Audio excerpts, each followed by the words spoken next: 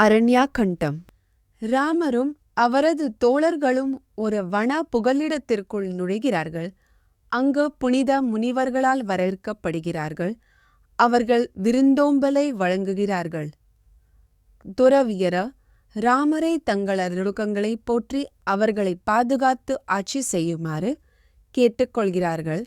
அவரை தங்கள் உயர்ந்த மற்றும் இறையார்கள் ஒவ்வொரு தங்கள் உயர்ந்த மற்றும் இறையாண்மை கொண்டவர் என்று ராமரும் சீதையும் தண்டக காட்டில் நுழைகிறார்கள். அங்கு அவர்கள் விராடன் என்ற பயங்கரமான ராட்சசனை எதிர்கொள்கிறார்கள். அவர் சீதையை கடத்தி செல்கிறார். ராமரை அவதூறு செய்கிறார். அவர் தனது மனைவியின் தொடுதலை கண்டு வருத்தமும் கோபமும் அடைகிறார்.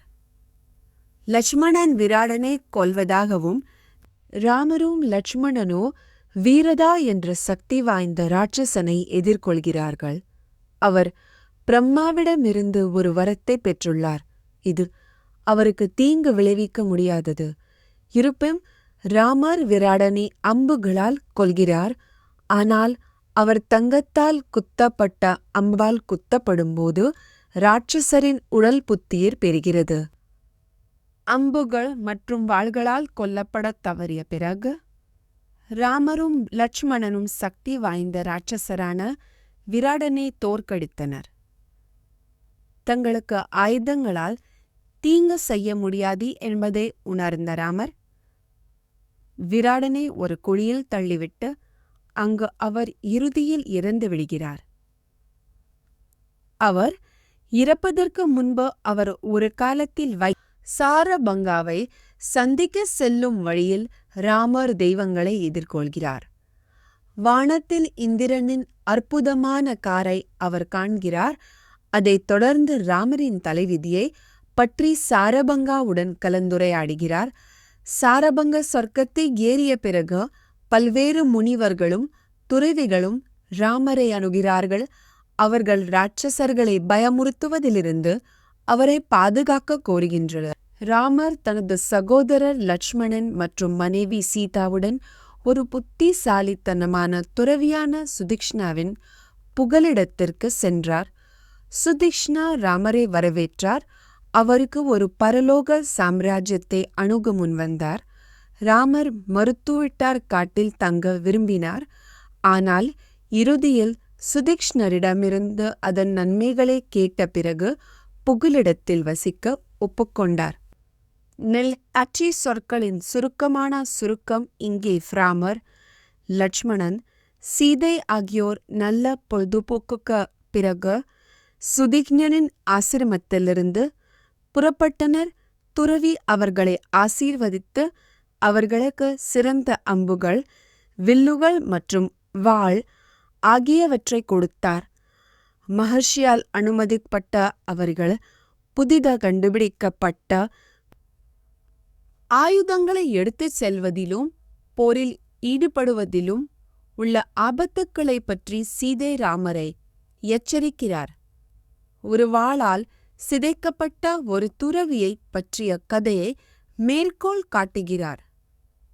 வன்முறையை கைவிட்டு உண்மையான மகிழ்ச்சியையும் நிறைவையும் தரும் என்று நம்பும் துறவியின் வாழ்க்கையை ஏற்றுக்கொள்ளுமாறு அவளை வலியுறுத்துகிறாள். ராமர் வைதேகியின் சீதை வார்த்தைகளை கேட்டு தண்டக காட்டில் உள்ள துறவிகளை ராட்சசர்களிடமிருந்து பாதுகாப்பதாக உறுதியளித்தார். அவர் தனது வாக்கையின் பொருட்களதிய மீறையா சீதையின் உயிரையோ கூட பணயம் வைத்து ஒரு சத்திரியனாக தனது கடமையை நிறைவேற்ற லட்சுமணனுடன் காட்டை நோக்கி புறப்படுகிறார். ராமர் தனது சகோதரர் லட்சுமணன் மற்றும் மனைவி சீதாவுடன் காட்டில் உள்ள பல்வேறு துறவர ஆலயங்களுக்கு செல்கிறார். தர்மப்ரீத் என்ற துறவியை அவர்கள் சந்திக்கிறார்கள். அவர் 10,000 ஆண்டு கால கடுமையான சிக்கரத்திற்கு துறவி மந்தகன்னி உருவாக்கிய பஞ்சகியரதிர்கார். ராமரின் சகோதரர் லட்சுமணன் அகத்திய முனிவரின் சீடருக்கு அவர்கள் தனது புகலிடத்திற்கு வந்ததை பற்றி தெரிவிக்கிறார். அகஸ்தியர் அவர்களை வரவேற்று ராமரை மரியாதையுடன் வரவேற்கிறார். அவர் ராமரின் நீதியை புகழ்ந்து தீய சக்திகளை வெல்ல உதவுவதற்காக ஒரு சக்தி வாய்ந்த வில், தந்திரங்கள் மற்றும் வாள் உள்ளிட்ட வான ஆயுதங்களை அவருக்கு வழங்குகிறார். ராமர் லட்சுமணன் மற்றும் சீதாவுடன் பழங்கள், வேர்கள் மற்றும் வனவிலங்குகள் நிறைந்த பகுதியான பஞ்சாவதிக்கு வழி நடத்தப்படுகிறார்.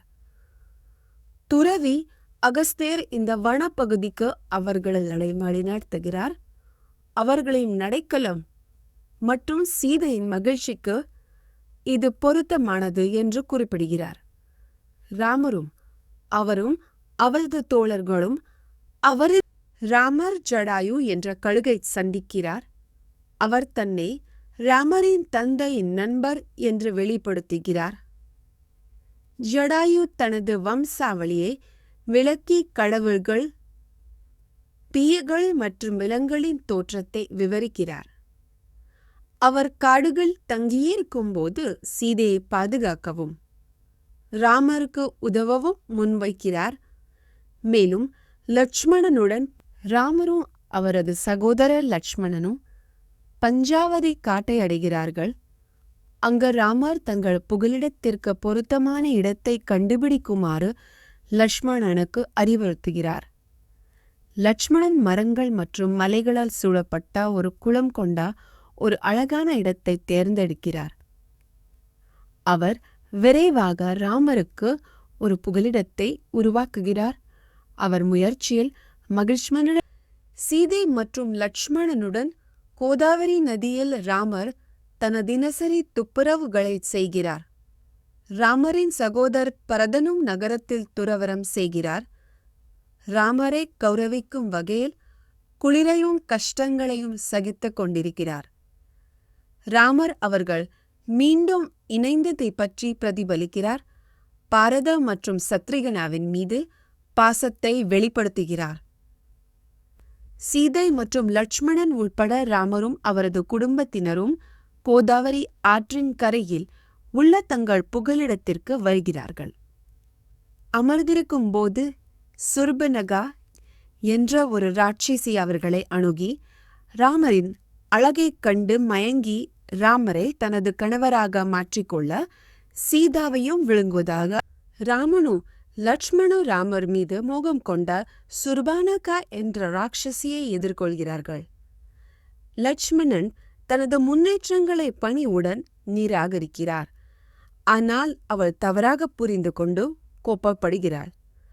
ராமர் தலையிடுகிறார். சீதையை தீங்கிலிருந்து காப்பாற்ற லட்சுமணன் தனது மூக்கையும் காதுகளையும் துண்டிக்கிறார். சிதைந்த சுர்பானகா காட்டிற்குள் தப்பி ஓடுகிறார். தனது சகோதரி சுர்பானகா சிதைந்து காயம் அடைவதைக் கண்டு கரா என்ற ராட்சசன் கோபமடைகிறான். ராமர் மற்றும் லட்சுமணன் என்ற 2 சகோதரர்களால் சுர்பானகி கவலு குற்றம் சாட்டுகிறார். அவர்கள் அரச அம்சங்கள் மற்றும் தெய்வீக தோற்றம் கொண்டவர்கள் என்று விவரிக்கப்படுகிறார்கள். சுர்பானகாவின் காயங்களுக்கு பழி வாங்கும் வகையில் சுர்பனகா ராமரையும் லட்சுமணையும் ஒரு ராட்சசர்கள் குழுவிடம் சுட்டி காட்டுகிறார். அவர்கள் அவர்களை தாக்க திட்டமிடுகிறார்கள். ராமர் போருக்கு தயாராகி வருகிறார். ஆனால் ராட்சசர்களை வெளியேறுமாறு எச்சரிக்கிறார். அவர்கள் மறுக்கின்றனர். மேலும் ஒரு கடுமையான போர் ஏற்படுகிறது. இதன் விளைவாக சதிநடிகை ராட்சசர்களும் இறந்தனர். அவர் அனுப்பிய சுஃபிர்ஷர் ராமர் மற்றும் லட்சுமணால் கொல்லப்பட்டதாக அவள் தெரிவித்த பிறகு கர சுர்பானகாவை ஆறுதல் படுத்துகிறாள். இந்த இழப்புக்கு பழி வாங்குவதாக கர சபதம் செய்கிறான். ஆனால் சுர்பானகா ராமரின் சக்திக்கு எதிரான தனது சொந்த பலவீனத்தை பற்றி எச்சரிக்கிறார். இல்லையெனில் அவர்கள் அழிவை சந்திப்பார்கள் என்ற பயத்தில் ராமரை கொல்லவோ சக்தி வாய்ந்த ராட்சசனான காரா ராமருக்கு எதிரான போருக்கு தயாராகிக் கொள்கிறார். அவர் சாத்தி ராட்சசர்களை ஒன்று திரட்டி பல்வேறு ஆயுதங்கள் மற்றும் கவசங்களுடன் அவர்களை வரிசைப்படுத்துகிறார். பின்னர் காரா தங்கம் மற்றும் விலைமதிப்பற்ற ரத்தினங்களால் அலங்கரிக்கப்பட்ட தனது அற்புதமான காரில் ஏறி கடுமையான கோபம் மற்றும் வெற்றிக்கான விருப்பத்தால் உந்தப்பட்டு ராமரை எதிர்கொள்ளத் தொடங்குகிறார். சாரி சொற்களில் உள்ள உரையின் சுருக்கம் இங்கே ஆபத்தான அறிகுறிகள் மற்றும் அறிகுறிகளுடன் காராவின் ராட்சசர்களின் இராணுவம் நெருங்குகிறது. இந்த அறிகுறிகள் இருந்தபோதிலும் காரா தைரியமாக இருக்கிறார். ராமர் மற்றும் லட்சுமணனை தோற்கடிக்கும் தனது நோக்கத்தை அறிவிக்கிறார். ராட்சசர்கள் உற்சாகத்தால் நிரம்பியுள்ளனர். மேலும் புனிதர்கள் மற்றும் வரை அவர்கள் எதிரிகள். ராமர் ராட்சசர்களுடன் ஒரு போரை எதிர்பார்த்து சீதையை அழைத்துச் சென்று அருகிலுள்ள குகைக்கு தப்பிச் செல்லுமாறு லட்சுமணனுக்கு அறிவுறுத்துகிறார். பின்னர் ராமர் நெருப்பை போன்ற கவசங்களுடன் தன்னை போருக்கு தயார்படுத்துகிறார். கடவுள்களும் பிற வான உயிரினங்களும் ராமருக்கும் காராவின் தலைமையிலான பத்னாமல்யருக்கும் மோதலை காணக்கூடி. காராவும் அவரது ராட்சசர்களும் ராமரை அம்புகள் மற்றும் பிற ஆயுதங்களால் தாக்கினர். ஆனால் அவர் தனது வில்லால் எதிர்த்து போராடி ஆயிரக்கணக்கான அம்புகளை வீசினார். ராட்சசர்களையும் அவர்களின் குதிரைகளையும் வெட்டி வீழ்த்தினார். போர் கடுமையானதாகவும் தீவிரமாகவும் இருந்தது. ராமர் தனது அம்புகள் மற்றும் பிற எரிபொருள்களால் ராமரும் அவரது படைகளும் துஷானா தலைமையிலான ராட்சசர்களுடன் மோதுகின்றன. ராமர் துஷா நதி கூர்மையான அம்புகளால் கொன்று விடுகிறார். பின்னர் மற்ற 2 தளபதிகளான மகாகபாலா மற்றும் பிரமதியின் கைகளை துண்டிக்கிறார். தஷானாவின் மரணத்தால் கோபமடைந்த காரா தனது மீதமுள்ள படைகளை ராமரை தாக்க உத்தரவிட்டார். சாய்சொரி சர்க்கலில் உள்ள உரையின் சுருக்கம் இங்கே சக்தி வாய்ந்த ராட்சசனான திரிசிரா ராமரை அணுகி அவருக்கு போர் தொடுக்க சவால் விடுகிறார். காயமடைந்த போதிலும் ராமர் அம்புகளுடன் சண்டையிட்டு இறுதியில் திரிசிரா தனது தலைகளை துண்டித்து கொல்லப்படுகிறார். திரிசிரா தோற்கடிக்கப்பட்டவுடன் காராவின் படைகள் மேலும் அவர் கோபத்தில் ராமரை சக்தி வாய்ந்த ராட்சசரான காரா ராமருக்கு எதிராக போராடுகிறார். மேலும் அவரது அம்புகளால் தாக்கப்படுகிறார்.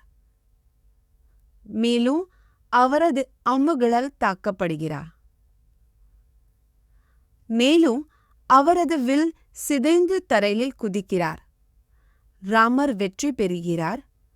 மேலும் வானங்களும் மகர்ஷிகளும் அவரது துணிச்சலான சாதனையை தண்டக காட்டில் புனிதமான துறவிகளை கொன்றதற்காக ராமர் தனது சக்தி வாய்ந்த விருந்தினரின் ஆதரவுடன் சக்தி வாய்ந்த ராட்சசரான காராவை எதிர்கொள்கிறார். ராமர் காராவையும் அவரது படையையும் கொல்லப் போவதாக அச்சுறுத்துகிறார். அவரை வேர்கள் வெட்டப்பட்ட ஒரு மரத்துடன் ஒப்பிடுகிறார். கோபமடைந்த காரா ராமர் மீது ஒரு தங்க கழுதை வீசுகிறார். ராகவனும் ராமர் காராவும் போரில் ஈடுபடுகிறார்கள். ராமர் ஒரு அம்பு கொண்டு காராவை கொல்கிறார். கடவுள்கள் அவரது வெற்றியை கொண்டாடுகிறார்கள். மகர்ஷிகள் மற்றும் ஜானகாவின் மகள் ராட்சசர்களை வென்றதில் மகிழ்ச்சியடைகிறார்கள். ராட்சசர்களின் 10 கழுத்தை ராஜாவான ராவணன் ராமர் ஜனஸ்தானத்தில் காராவையும் அவரது படையும் தோற்கடித்து விட்டதாக அகம்மனாவிடமிருந்து அறிகிறான். ராவணன் ராமரை போரில் தோற்கடிப்பதற்கான ஒரு வழிமுறையாக ராமரின் மனைவி சீதையை கடத்த முடிவு செய்கிறான். ஆனால் மாரீச்சாவால் தடுக்கப்படுகிறான். ராமர் முன்வைத்த ஆபத்தை எச்சரிக்கிறான். சுர்பனகா ஒரு ராட்சசி ராமரின் துணிச்சலை கண்டு தனது சகோதர ராவணனுக்கு தெரிவிக்க லங்காவுக்கு திரும்புகிறார். ராவணனை மிகவும் சக்தி வாய்ந்த மற்றும் கொடூரமான பல தலைகள் மற்றும் கைகளுடன் விவரிக்கிறார். மேலும் அவரது எண்ணற்ற வெற்றிகளையும் மிருகத்தனமான செயல்களையும் விவரிக்கிறார். சுர்பனகா ராமரின் கைகளில் அனுபவித்த சிதைவை ராவணனுக்கு காட்டி சுர்பானகா ராவணனின் தன்னலமற்ற நடத்தைக்காக அவரை கண்டிக்கிறார். அவரது கட்டப்பாடு முட்டாள்தனம் மற்றும் உளவாளிகளை பயன்படுத்த தவறியதால் அவரது ராஜ்யம் அழிக்கப்படும் என்று எச்சரிக்கிறார். கோபமும் கசப்பும் வஞ்சகமும் கொண்ட ஒரு ராஜா இறுதியில் பேரழிவை சந்திப்பார் என்று கூறி அவரது தீமைகளை அவர் விமர்சிக்கிறார். சுர்பனகனின் வார்த்தைகளால் கோபமடைந்த ராவணன் ராமரை பற்றியும் அவரது வலிமை மற்றும் அவரது வடிவத்தை பற்றியும் அவளிடம் கேட்கிறான். அவள் ராமரின் துணிச்சல், வலிமை மற்றும் அழகை விவரிக்கிறாள். மேலும் அவரது மனைவி சீதையை ஈடு இணையற்ற அழகை கொண்ட ஒரு தெய்வம் என்று விவரிக்கிறாள். ராமர் அவரை தடுக்க சக்தியற்றவராக இருப்பார் என்பதை அறிந்த தேரோட்டக்காரனாக மாறுவேடமிட்ட ராவணன் தனதங்க ரதத்துடன் கடலின் கரையை அடைகிறான். துறவிகளா சூழப்பட்ட ஒரு அத்தி மரமும் மாரீச்சா என்ற ராக்ஷா என்ற ராக்ஷனும் உட்பட ஒரு அழகான தனது லங்கா வருகை குறித்த மாரீச்சாவின் கேள்விகளுக்கு பதிலளிக்கிறான். ராமர் போரில் தரர் ராட்சசர்களையும் அவரது சகோதரர் காராவையும் கொன்ற ஒரு வேதனையான சம்பவத்தை ராவணன் விவரிக்கிறார். சீதையை ராமரின் புகலிடத்திலிருந்து அழைத்துச் செல்ல மாரீச்சாவின் உதவியை நாடுகிறார். ஒரு தங்க மானாக மாறுவேடமிட்டு ராமர் திசை திருப்பப்படும்போது அவளை கடத்த அனுமதித்தார். திறமையான ராட்சச பேச்சாளரான மாரீச்சா ராமரின் சக்திகளை குறைத்து மதிப்பிடுவதை பற்றி ராவணனை எச்சரிக்கிறார். அவர் ராமரின் நல்லொழுக்கங்களையும் பலங்களையும் வலியுறுத்துகிறார். மேலும் சீதையை தனது பக்கத்திலேயே அழைத்துச் செல்ல பலத்தை பயன்படுத்துவதை எதிர்த்து ராவணனை எச்சரிக்கிறார். ஏனெனில் இது லங்கா மற்றும் ராட்சசர்களுக்கு அழிவுக்கு வழிவகுக்கும். ராவணனுக்கும் ஒரு துறை விஸ்வாமித்ராவுக்கும் இடையிலான உரையாடலை இந்த உரை விவரிக்கிறது. துறவி தனக்கும் தனது தியாகத்திற்கும் ராமரிடமிருந்து பாதுகாவை நாடுகிறார். ராமர் தன்னை கொல்ல முயற்சித்த பிறகு ராமரால் காப்பாற்றப்பட்டதை பேச்சாளர் ஒரு ராட்சசன் நினைவு கூர்ந்தார். ராமரின் சக்திகளால் பீதியடைந்த பேச்சாளர் இப்போது அவரை எல்லா இடங்களிலும் பார்த்து தனது நண்பர் ராவணனை சவால் விட வேண்டாம் என்று எச்சரிக்கிறார். ஏனெனில் அது அவர்களின் சொந்த அழிவுக்கு வழிவகுக்கும். பேச்சாளர் ராமர் மரணத்தை போன்றவர் என்று நம்புகிறார். ரவின் ராஜாவான ராவணன் ராமருடன் சண்டையிடுவதில் ஆபத்து இருப்பதாக எச்சரித்ததற்காக மாரீச்சாவை திட்டுகிறான். ஒரு தங்கமான் போல மாறுவேடமிட்டு சீதையை கடத்திச் செல்லுமாறு மாரீச்சாவுக்கு கட்டளையிடுகிறான். வெற்றி பெற்றால் தனது பாதி ராஜ்யத்தை உறுதியளிக்கிறான். மாரீச்சா கீழ்ப்படியாவிட்டால் ராவணன் கொல்லப்படுவதாக அச்சுறுத்துகிறான். ராவணைப்புள்ள ஊழியரான மாரீச்சா ராமருடன் ஒரு மோதலில் நுழைவதற்கு எதிராக எச்சரிக்கிறார். அது அவரது சொந்த அழிவுக்கும் அவரது ராஜ்யத்திற்கும் வழிவகுக்கும் என்று அஞ்சுகிறார். தீய போக்கை கட்டுப்படுத்தவும் தனது குடிமக்களை பாதுகாக்கவும் கூடிய புத்திசாலித்தனமான ஆலோசகர்களுக்கு செவி சாய்க்குமாறு மாரீச்சா ராவணனை வலியுறுத்துகிறார். பெருமைமிக்க மன்னர்கள் ராவணன் சீதையை ராமரின் ஆசிரமத்திலிருந்து விலக்கிக் கொள்ள ஒரு தங்க மானாக மாறுவேடம் போடுகிறான். மாரீச்சா என்ற ராட்சசனும் அதே வடிவத்தை எடுத்து தனது அழகை கொண்டு சீதையின் கவனத்தை ஈர்க்க புகலிடத்தை சுற்றி வரத் தொடங்குகிறான். சீதை அதன் உண்மையான தன்மையை அறியாமல் மானால் மந்திரித்து காட்டில் அதை ராமர் சீதை மற்றும் லட்சுமணன் தங்க அடையாளங்களை கொண்ட ஒரு அழகான சீதை அதன் அழகை கண்டு மயங்கி ராமரிடம் அதை தனக்காக பிடிக்குமாறு கேட்கிறார். ஆனால் ராமர் மான் ஒரு ராட்சசனின் மாயை என்று நம்புகிறார். ஆனால் ராமர் அதன் ஆபத்தை நம்பிய பிறகு அதை கொல்ல முடிவு செய்கிறார். சீதையையும் இந்த வடிவத்தை ஏற்றுக்கொள்ள வேட்டைக்காரனாக மாறு வேடமிட்ட ராமர் மானின் வடிவத்தை அணிந்திருக்கும் மாரீச்சாவை துரத்துகிறார். நீண்ட மற்றும் கொந்தளிப்பான பின்தொடர்தலுக்கு பிறகு மாரீச்சாவை ஒரு சக்தி வாய்ந்த அம்பு மூலம் சுட்டுக் கொல்லுகிறார். இருப்பினும் மாரீச்சாவின் கடைசி அழுகுரலை கேட்டு ராமர் தான் சீதையை கொன்றுவிட்டதாக தவறாக நம்புகிறார். இதனால் அவர் சீதை சென்று ராமரை காப்பாற்றுமாறு லட்சுமணனை வற்புறுத்துகிறாள். ஆனால் அவர்களுக்கு இடையே வாக்குவாதம் ஏற்படுகிறது. லட்சுமணன் தன் மீது காம கொண்டதாகவும் ராமரின் பாதுகாப்பை தியாகம் செய்ய தயாராக இருப்பதாகவும் சீதை குற்றம் சாட்டுகிறாள். ராமர் பாதுகாப்பாக இருப்பதாக லட்சுமணன் அவளுக்கு உறுதியளிக்க முயற்சிக்கிறான். ராவணன் ஒரு பிராமணனாக மாறுவேடமிட்டு காட்டில் உள்ள வைதேகியை சீதை அணுகி அவளுடைய அவளை பார்த்து தன்னுடன் புறப்படும் முயற்சிக்கிறான். வைதேகியின் வேலைக்காரன் மைதேலி ராவணனின் உண்மையான நோக்கங்களை அறியாமல் வருந்தோம்பலை வலங்கையிலிருந்து திரும்பி வருவதை பற்றி சீதை கவலைப்படுகிறாள். ராமரின் மனைவி சீதை ராவணனால் அழைக்கப்படுகிறார். அவர் தன்னை ஒரு பிராமணனாக மாறுவேடம் போடுகிறார். சீதை தனது கடந்த காலத்தை விவரிக்கிறார். அதில் அவரது கணவர் அவரது மாமியார் கைகேயின் உத்தரல், அதில் அவரின் சபரை வேலைக்கால, அதில் அவரது கணவர் மீதான விசுவாசத்தையும் மேற்கோள் காட்டி மறுக்கிறார். அவள் ராவணனை சீதையின் கடுமையான வார்த்தைகளால் கோபமடைந்த ராவணன் தனது சக்தியை பற்றி பெருமிதம் கொள்கிறார். அவள் தனக்கு அடிபணியாவிட்டால் கடுமையான விளைவுகளை சந்திக்க நேரிடும் என்று மிரட்டுகிறார். அவர் தனது மாற்றாந்த இந்த சகோதரர் குவேராவை அடக்கிக் கொண்டதாகவும் அவரது தேரான புஷ்பகாவை அழைத்துச் சென்றதாகவும் கூறுகிறார். ராவணன் சீதையிடம் தனது நகரமா லங்காவை இரட்சகர்களின் சக்தி வாய்ந்த ராஜாவான ராவணன் சீதையை ஒரு பிச்சைக்காரனாக மாறுவேடமிட்டு அணுகி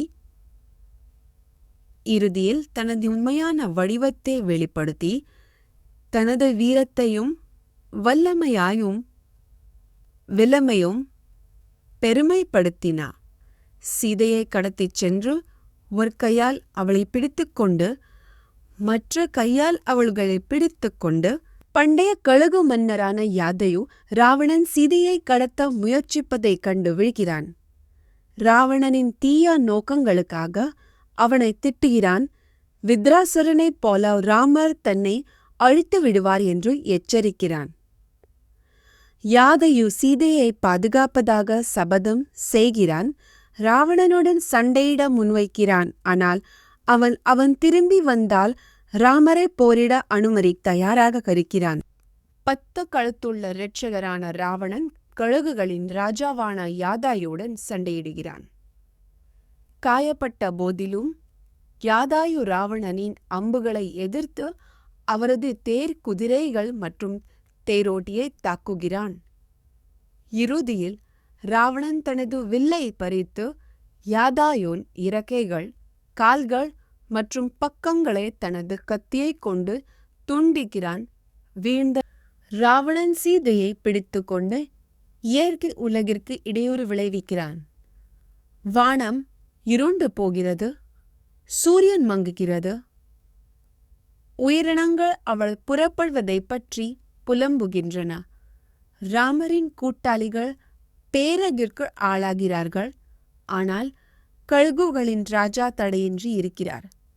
சீதையை மிகுந்த சக்தியுடனும் வேகத்துடனும் ராவணன் சீதையை எடுத்துச் செல்லும்போது ஜனகாவின் மகள் மைதிலி பயத்தில் மூழ்கி விடுகிறாள். தனது கணவர் இல்லாத போது தன்னை கடத்திச் சென்ற ராவணனின் வீரத்தை பற்றியும் அவர் வரவிருக்கும் அழிவை பற்றியும் தனது எதிர்கால மீட்பரான ராகவனின் வீரத்தை பற்றியும் அவதூறு செய்கிறாள். ராவணன் சீதையை அழைத்துச் சென்று அவளை கொடுமைப்படுத்தி துயரமடைந்த கடலை விட்டுச் சென்றான். லங்காவைக் கடந்து தனது அரண்மனைக்குள் நுழைந்து சீதையை ஒரு ஆடம்பரமான அறையில் நிறுத்தி தனது பெண் நண்பர்களிடம் அவளை பாதுகாக்கவும் அவளுடைய தேவைகளை பூர்த்தி செய்யவும் அறிவுறுத்துகிறான். பின்னர் அவர் 8 சக்தி வாய்ந்த ராட்சசர்களை ஜனஸ்தானத்திற்கு அனுப்பி ராமரின் அசைவுகள் குறித்து லங்காவின் அரசனான ராவணன் சீதாவுக்கு தனது அற்புதமான மாளிகையை காட்டுவதன் மூலமும் தனது சக்தியை பெருமைப்படுத்துவதன் மூலமும் அவரை வெல்ல முயற்சிக்கிறான். அவள் தனது மனைவியாக ஆடம்பரமான வாழ்க்கையை அவளுக்கு வழங்குகிறாள். ஆனால் சீதா சோகமாகவும் அவரது முன்னேற்றங்களுக்கு பேய்பிள் ஷார்ட்டை சொற்களின் சுருக்கமான சுருக்கம் இங்கே ராவணன் வைதேகியை சீதை அடிபணியும்படி மிரட்ட முயற்சிக்கிறான். ஆனால் அவள் தொடர்ந்து முரண்படுகிறாள். ராமனிடம் கோத்திர அழைத்துச் செல்லமையோ தோற்கடிப்பார் என்றும் அவர் ஏற்கனவே கடவுள்களால் சபிக்கப்பட்டு விட்டார் என்றும் ராவணனிடம் சொல்கிறாள். ராவணன் கோபமடைந்து சீதையை ஒரு புனித ராமரால் சீதையை லங்காவிலிருந்து மீட்க முடியவில்லை எந்திரன் தென்னில ஒரு தெய்வமாக மாறுவேடமிட்டு காட்டில் அவளை பார்க்கிறான்.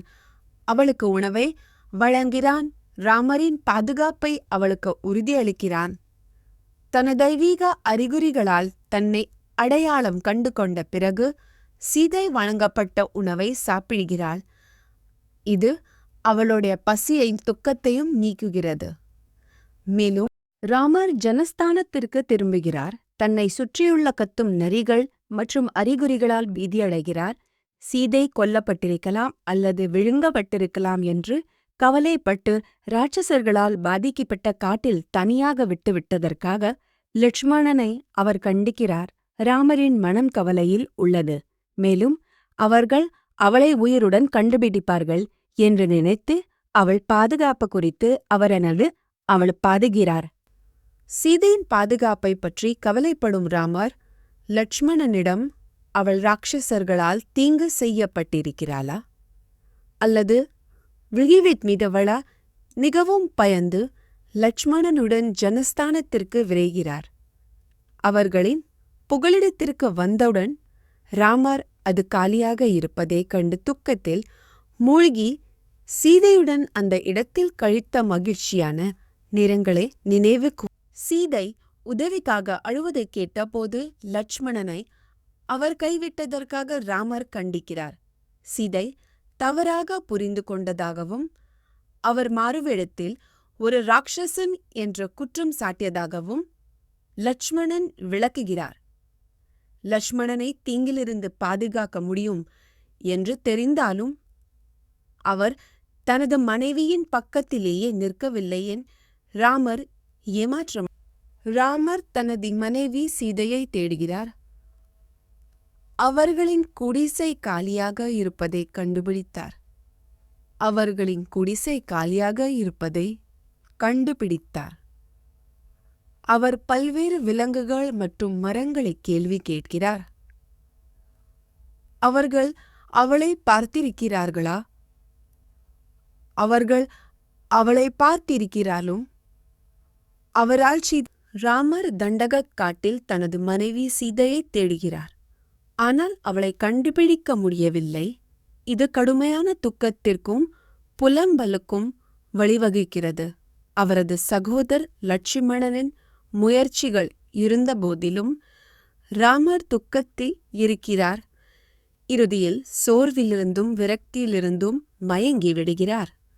அவர் லட்சுமணனால் ஆறுதல் அடைகிறார். ஆனால் சீதை ராமர் துக்கத்தில் மூழ்கி சீதையின் இழப்பை பற்றி புலம்புகிறார். அவள் ராட்சசர்களால் அழைத்துச் செல்லப்பட்டாள் என்று சந்தேகிக்கிறார். அவர் அயோத்தியில் இல்லாததை புகாரளிக்கவும் பாரதத்தை ராஜாவாக நியமிக்கவும் அவர்களின் தாய்மார்களை கவனித்துக் கொள்ளவும் லட்சுமணனை கேட்டுக்கொள்கிறார்.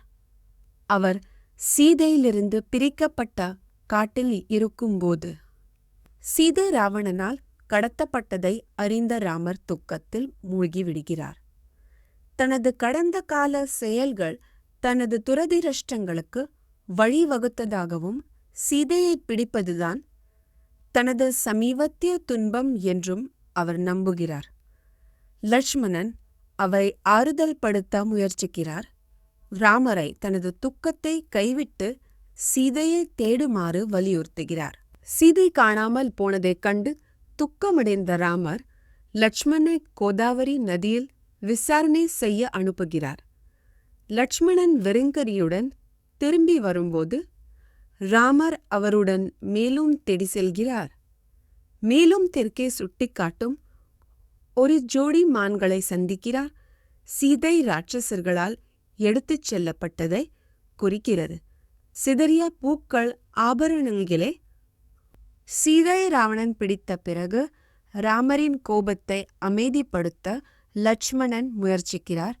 ஒரு நபரின் குற்றத்திற்காக உலகை அழிப்பது தேவையற்றது. அதர் வாதிரால் அவர்கள் ராவணனை தேடுவதாக கூறுகிறார். லட்சுமணன் தனது இயல்பான சுய கட்டுப்பாட்டையும் நீதியையும் பராமரிக்க ராமரை கேட்டுக்கொள்கிறார். சீதையை திரும்ப பெறுவதில் புத்திசாலித்தனமாக செயல்படுமாறு அவரை சீதாவிடமிருந்து பிரிந்ததால் துக்கத்திலும் துக்கத்திலும் மூழ்கியிருக்கும் ராமருக்கு லட்சுமணன் ஆறுதல் சொல்ல முயற்சிக்கிறார். ராஜாவில் நல்ல செயல்களால் தான் ஒரு பெரிய வம்சாவளியில் பிறந்ததாகவும் தெய்வீக உயிரினங்கள் கூட விதிக்கு உட்பட்டவை என்றும் லட்சுமணன் ராமருக்கு நினைவூட்டுகிறார்.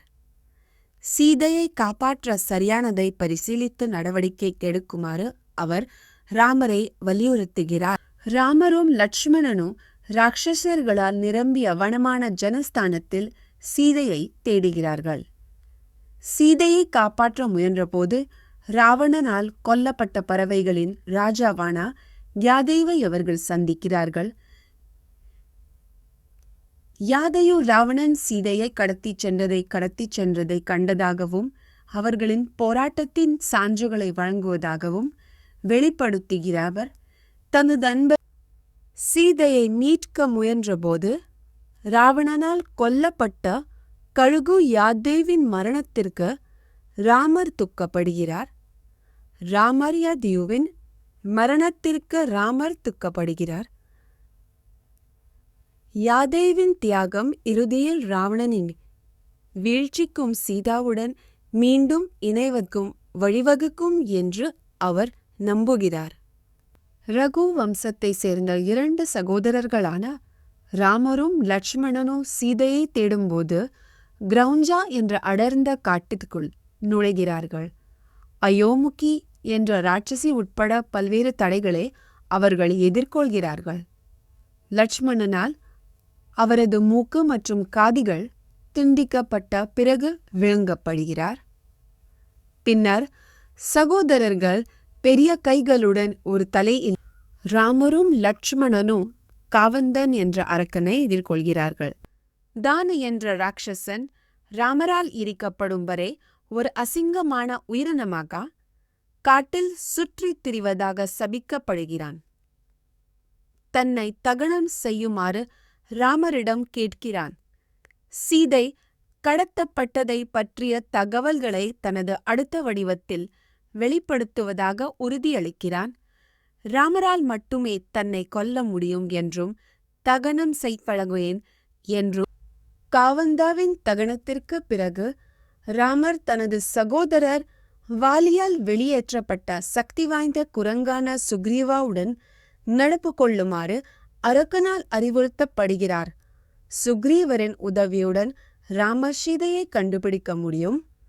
மேலும் அவர்கள் ஒன்றாக ராவணனின் வசிப்பிடத்தில் அவளை தேடுவார்கள். தங்கள் பாதையில் உள்ள அனைத்து ராட்சசர்களையும் கொன்றுவிடுவார்கள். ராமனையும் லட்சுமணையும் மாதங்க காட்டில் வழிநடத்தும் காவந்தா அவர்கள் சந்திக்கும் பல்வேறு மரங்கள், பழங்கள் மற்றும் விலங்குகளை சுட்டி காட்டுகிறது. அவர்கள் பம்பா ஏரியை அடைவார்கள். அங்கு அவர்கள் உணவு மற்றும் தண்ணீரை வேட்டையாட முடியும். சுக்ரீவா என்ற நல்ல மனதுள்ள குரங்கு அருகிலுள்ள குகையில் வசிப்பதாகவும் காவந்தா வெளிப்படுத்துகிறது. சுக்ரீவாழிய பிறகு ராமரும் லட்சுமணனும் பம்பா ஏரிக்கு சென்று தங்களுக்கு காத்திருக்கும் பெண் துறவியான சவாரி என்ற பெண்ணை சந்திக்கிறார்கள். அவள் அவர்களுக்கு விருந்தோம்பலை வழங்குகிறாள்.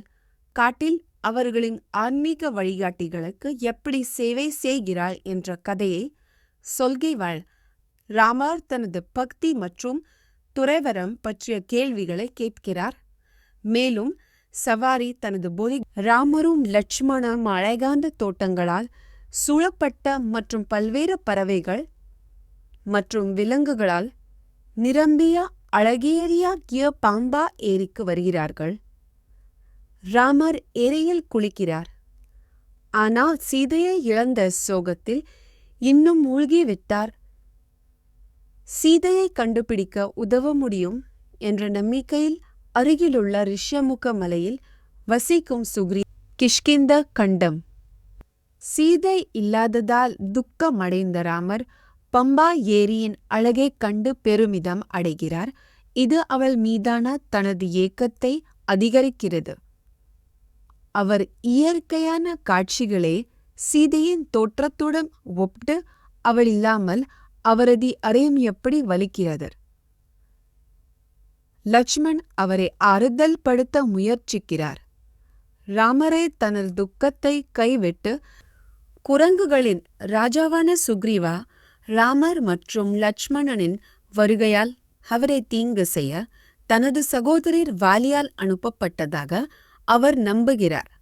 ஹனுமான் சுக்ரீவுக்கு மலைகளில் வாலியை பற்றி எந்த பயமும் இல்லை என்று, மேலும் சுக்ரீவா ஹனுமானுக்கு ராமர் மற்றும் லட்சுமணனை அவர்களின் நோக்கங்களை பற்றிய தகவல்களை சேகரிக்க ஒரு பொய்யான போர்வையில் அணுகும்படி கட்டளையிடி. ஹனுமான் ஒரு பிச்சைக்காரன் என்ற போர்வையில் ராமர் மற்றும் லட்சுமணனை அணுகி அவர்களின் நல்லொழுக்கங்களையும் அழகையும் பாராட்டுகிறார்.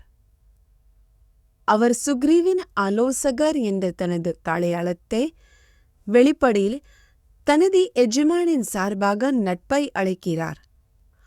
ஹனுமானின் சொற்பொழிவால் ஈர்க்கப்பட்ட ராமர் அவரை அன்புடன் வரவேற்கிறார். ஒரு குரங்கு தலைவரான ஹனுமான் ராமரை சந்தித்து அவர் நாடுகடத்தப்பட்டதை பற்றி அறிந்து கொள்கிறார்.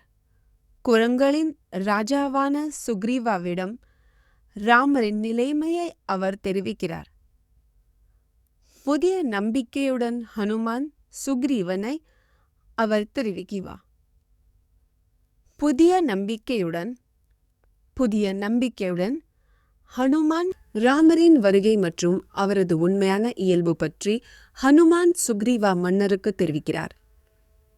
சுக்ரீவா ராமருடன் நட்பின் பிணைப்பை உருவாக்குகிறார். மேலும் அவர்கள் ஒரு புனித நெருப்பை சுற்றியுள்ள சடங்குடன் தங்கள் ஒப்பந்தத்தை முத்திரையிடுகிறார்கள். சுக்ரீவா தனது சகோதரர் வாலியால் ஒடுக்கப்பட்டு ராமரிடம் தனது நிலைமையை விளக்கி அவரை தோற்கடிக்க உதவி கேட்கிறார். சுக்ரீவின் ராஜ்யத்தை மீட்ட ஜடாயுவை கொன்ற ஒரு ரக்ஷா சீதையை அழைத்துச் செல்வதை கண்டதாகவும் அவள் தப்பி செல்வதற்கு முன்பு தனது தாவணியையும் ஆபரணங்களையும் கைவிட்டதாகவும் சுக்ரீவா ராமரிடம் கூறுகிறார். சுக்ரீவா இந்த பொருட்களை ராமருக்காக மீட்டெடுக்கிறார்.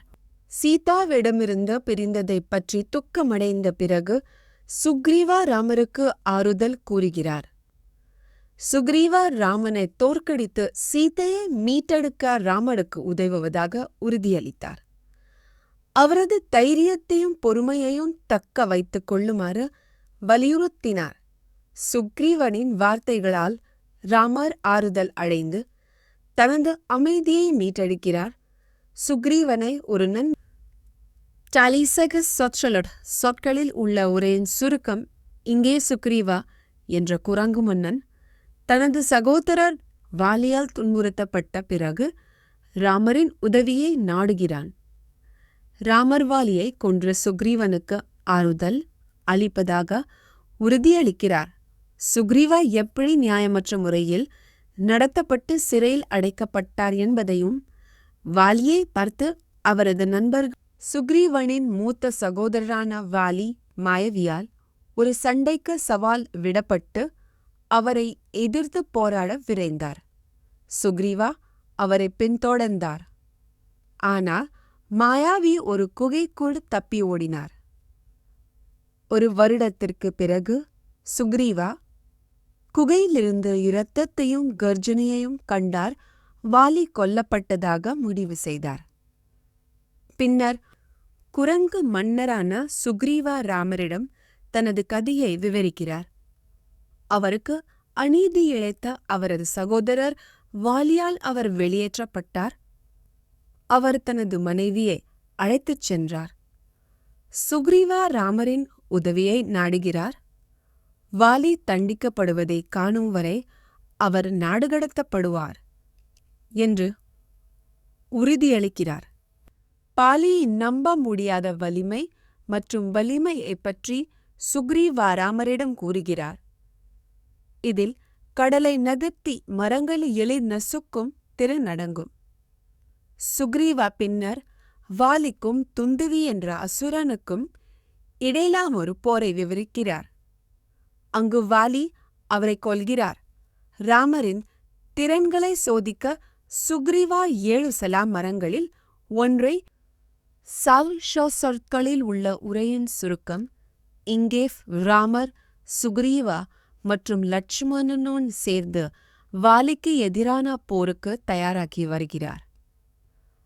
இருப்பினும் அவர்களின் ஒரே மாதிரியான தோற்றம் காரணமாக ராமர் தனது கூட்டாளியை கொல்ல விரும்பாததால் சுடத் தயங்குகிறார்.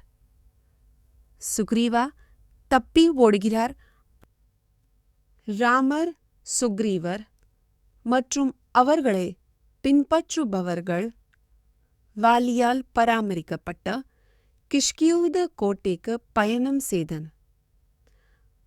வழியில் அவர்கள் பல்வேறு விலங்குகள் மற்றும் பல்வேறு விலங்குகள் ஃபர்கை விலேசி வழியில் அவர்கள் பச்சு விஜயின் மூலம் சொர்க்கத்தை அடை.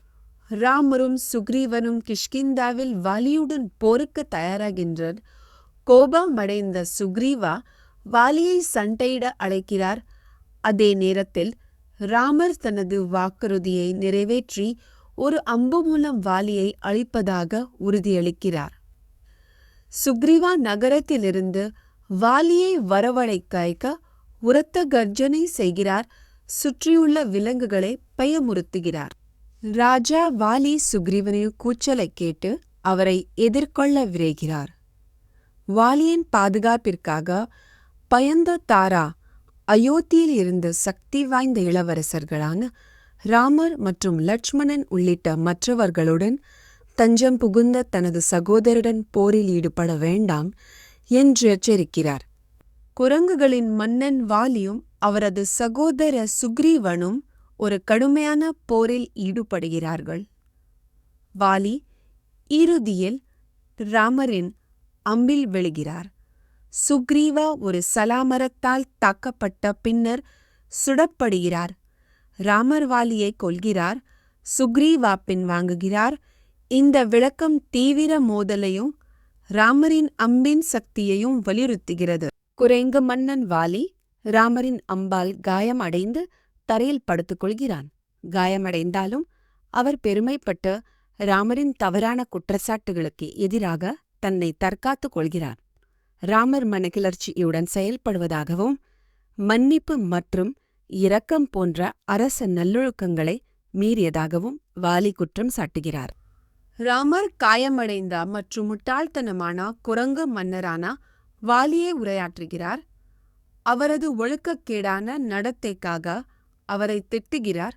குறிப்பாக அவரது சகோதரரின் மனைவி ருமாவை அவமதித்ததுக்காக வாலி தனது தவறுகளை உணர்ந்து மன்னிப்பு கேட்கிறார். மேலும் ராமரால் ஆறுதல் கூறுகிறார். அவர் வாலியின் சகோதரரான வாலியின் மகன் குரங்கு மன்னரான வாலி ராமரின் அம்பால் கொல்லப்படுகிறார். அவரது மனைவி தாரா மன உளைச்சலுடன் சம்பவ இடத்திற்கு வருகிறார். அவர்களானவுடன் மரணமே வாலியை எடுத்துள்ளது என்று அவளிடம் கூறுகிறார்கள். அவர்கள் வார்த்தைகள் இருந்த போதிலும் தாரா துக்கத்தில் மூழ்கி இறுதியில் தனது கணவரின் உயிரற்ற உடலுக்கு அருகில் வாலியின் மனைவி தாரா அவரது மரணத்திற்கு துக்கம் அனுசரிப்பதோடு அவர் இறப்பதற்கு முன்பு ஏன் தன்னை வரவேற்கவில்லை என்று கேட்டு அவரை வருத்தப்படுகிறார். அவள் இப்போது தனியாக நின்றாங்க தன்னதாவை கவனித்துக் கொள்ள வேண்டும் என்றும் புலம்புகிறாள். மற்ற பெண் குரங்குகள் துக்கத்தில் சேர்கின்றன, தருணையுடன் இருக்க வேண்டும் என்று. வாலியின் மரணத்திற்கு பிறகு ஹனுமான் தாராவை ஆறுதல் படுத்தி அவர்களின் கடந்த கால செயல்களால் விலங்குகளின் மகிழ்ச்சியும் துயரமும் ஏற்படுவதால் துக்கப்பட வேண்டாம் என்று அறிவுறுத்தினார். அவர் அங்கதாவின் நல்வாழ்வில் கவனம் செலுத்தி வாலியின் இறுதி சடங்குகளை செய்யுமாறு அறிவுறுத்துகிறார். தாரா மறுக்கிறார். அவர் இல்லாமல் வாழ்வதை விட வாலியுடன் இறக்க. வாலி மரணத்திற்கு அருகில் தனது சகோதரர் சுக்ரீவனை வரவேற்று ராஜ்யத்தை எடுத்துக்கொள்ளுமாறு அறிவுறுத்துகிறார். அவர் சுக்ரீவனை தங்கள் மகன் அங்கதாவை கவனித்து தாராவை பாதுகாத்து ராகவன் நலன்களுக்கு சேவை செய்யுமாறு கேட்கிறார். வாலி பின்னர் அதிகார பரிமாற்றத்தை குறிக்கும் ஒரு தங்க மாலையை சுக்ரீவிடம் ஒப்படைக்கிறார். சிறிது நேரத்திற்கு பிறகு அவரது தாரா தனது கணவர் வாலியின் மரணத்திற்கு வருத்தம் தெரிவிக்கிறார். அவர் தன்னை விட புனியை விரும்புகிறார் என்று கூறுகிறார். அவர்கள் ஒன்றாக வாழ்க்கை பற்றியும் ராமரின் அம்பால் அவர் எப்படி விதவையாகிவிட்டாள் என்பதையும் அவள் பிரதிபலிக்கிறாள். அவளுடைய மகன் அங்கதா தனது தந்தையின் கால்களுக்கு தலைவணங்குகிறார். வாலியின் மரணத்தில் தனது பங்கிற்காக துக்கமும் வருத்தமும் அடைந்த வாலியின் சகோதரர் சுக்ரீவா ராமரிடம் அவனையும் கொல்லுமாறு கெஞ்சுகிறார். இதனால் அவர் தனது சகோதரர் மற்றும் மகனுடன் மறைந்திருக்க பிறகு சேர முடியும். வாலியின் மனைவி தாராவும் ராமரை கொல்லுமாறு கேட்டுக்கொள்கிறார். இதனால் வாலியின் மரணத்திற்கு பிறகு ககுத்ஸ்தா, லட்சுமணன் மற்றும் பலர் சுக்ரீவா மற்றும் தாலமே நடவடிக்கைக்கு முக்கிய காரணம் அதை யாரும் தாமதப்படுத்த முடியாது என்று கூறி இறுதி விழாவிற்காக உறுதல் செய்கிறார்கள். தாலமே நடவடிக்கைக்கு முக்கிய காரணம் அதை யாரும் இறுதி ஊர்வலம் தொடங்குகிறது. வாலியே ராமர் சுக்ரீவனை குரங்குகளின் ராஜாவாக நிறுவுகிறார். அவரிடம் சிம்பாசனத்தை ஒப்படைக்கிறார். மழைக்காலத்திற்கு பிறகு ராவணனை தோற்கடிப்பதில் கவனம் செலுத்துமாறு அறிவுறுத்துகிறார். சுக்ரீவா பெரிய விழாவுடன் சிம்மாசனத்தில் அமர்த்தப்படுகிறார். அங்கதா அவரது வாரிசாக நியமிக்கப்படுகிறார். ராமரும் அவரது சகோதரர் லட்சுமணனும் பிரஸ்ரபான மலையில் ஒரு குகையில் குடியேறினர். அங்கு அவர்கள் மழைக்காலத்தை செலவிட திட்டமிட்டனர். ராவணனால் சீதை கடத்தப்பட்டதற்காக ராமர் இன்னும் துக்கப்படுகிறார். ஆனால் ராவணனை தோற்கடித்து சீதையை மீண்டும் பெறுவதற்கான தங்கள் பணியில் கவனம் செலுத்துமாறு லட்சுமணன் அவரை ஊக்குவிக்கிறார். அவர்கள் நடவடிக்கை எடுப்பதற்கு ராமர் மழைக்காலத்தின் அழகை விவரிக்கிறார். அதே அன்பால் பாதிக்கப்பட்ட ஒரு பெண்ணுடன் ஒப்பிடுகிறார். பூமி பச்சை புல் மற்றும் பூக்களால் மூடப்பட்டுள்ளது. வண்ணபடகு நடனமாடுவதாலும் பறகுதாலும் நிரம்பியுள்ளன என்றும் அவர் குறிப்பிடுகிறார். நேரும் வனப்பகுதிகள் எதிரான ராவணனுக்கு செல்வது. ராமர் சீதையை கண்டுபிடித்து தனது வாக்குறுதியை நிறைவேற்ற உதவுமாறு சுக்ரீவுக்கு ஹனுமான் அறிவுறுத்துகிறார். சுக்ரீவா ராஜாவாக தனது களபதியான நீலாவுக்கு ராமரை தேடி 3 நாட்களுக்குள் சீதையை கண்டுபிடிக்க உதவுவதற்காக ராஜ்யம் முழுவதிலுமிருந்து வீரர்களை கூட்டிச் செல்லுமாறு கட்டளையிடுகிறார். சீதை இல்லாததால் துக்கமடைந்த ராமர் இலையுதிர் காலத்தில் இயற்கையின் அழகை பிரதிபலிக்கிறார். அவர்கள் ஒன்றாக இருந்த நேரத்தையும் அவளுடன் மீண்டும் நினைவத்தையும் அவர்களது விருப்பத்தையும் அவர்கள் ஒன்றாக இருந்த நேரத்தையும் ஒட்டிமேகர் வடமிடுதல் படைத்த முயல்தவிழ வலி விருப்பத்திய மீதி இழைத்தவர்கள். தனது சகோதரர் ராமரின் சார்பாக கோபமடைந்த லட்சுமணன் சுக்ரீவனை எதிர்கொள்ள கிஷ்கிந்த நகருக்குள் நுழைகிறார். பயத்தில் தப்பி ஓடும் குரங்குகள் அவரை சந்திக்கின்றன. மேலும் லட்சுமணனின் வார்த்தைகள் அங்கடா வழியாக சுக்ரீவிடம் ஒப்படைக்கப்படுகின்றன.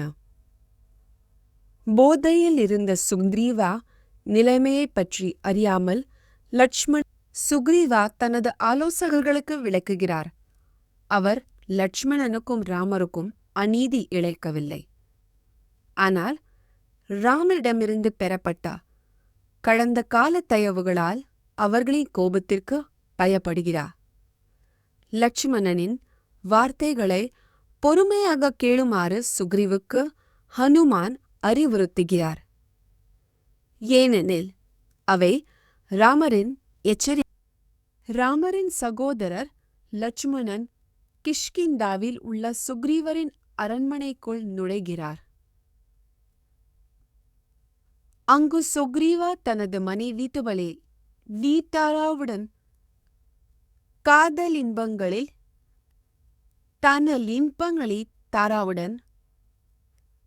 இன்பங்களில் ஈடுபடுவதை காண்கிறார். தாரா தலையிட்டு ராமரால் ஆதரிக்கப்பட்ட போதிலும் ராமரின் கருணையை திருப்பிச் செலுத்தாத சுக்ரீவனை லட்சுமணன் எதிர்கொள்கிறார். சுக்ரீவின் நன்றியற்ற தன்மைக்காக லட்சுமணன் அவரை திட்டுகிறார். மேலும் அவர் பொய்யான வாக்குறுதிகளை தவிர்த்து சீதையை கண்டுபிடிக்க ராமருக்கு உதவாவிட்டால் அவர் கூர்மையான தண்டிகளால் கொல்லப்பட்ட வாலியைப் போல அதே விதியை சந்திப்பார் என்று எச்சரித்தார்.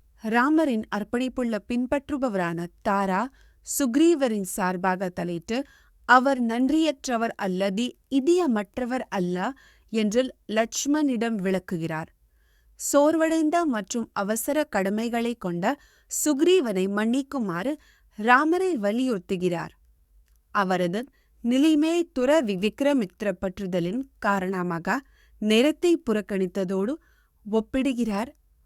தாரா லட்சுமணை ராமரின் உரையை ஏற்றுக்கொண்ட பிறகு குரங்குகளின் எஜமானரான சுக்ரீவா நல்ல அதிர்ஷ்டம் மற்றும் முடியாட்சிக்கு மீட்டெடுக்கப்பட்டதற்கு கண்ணீருடன் நன்றி தெரிவிக்கிறார்.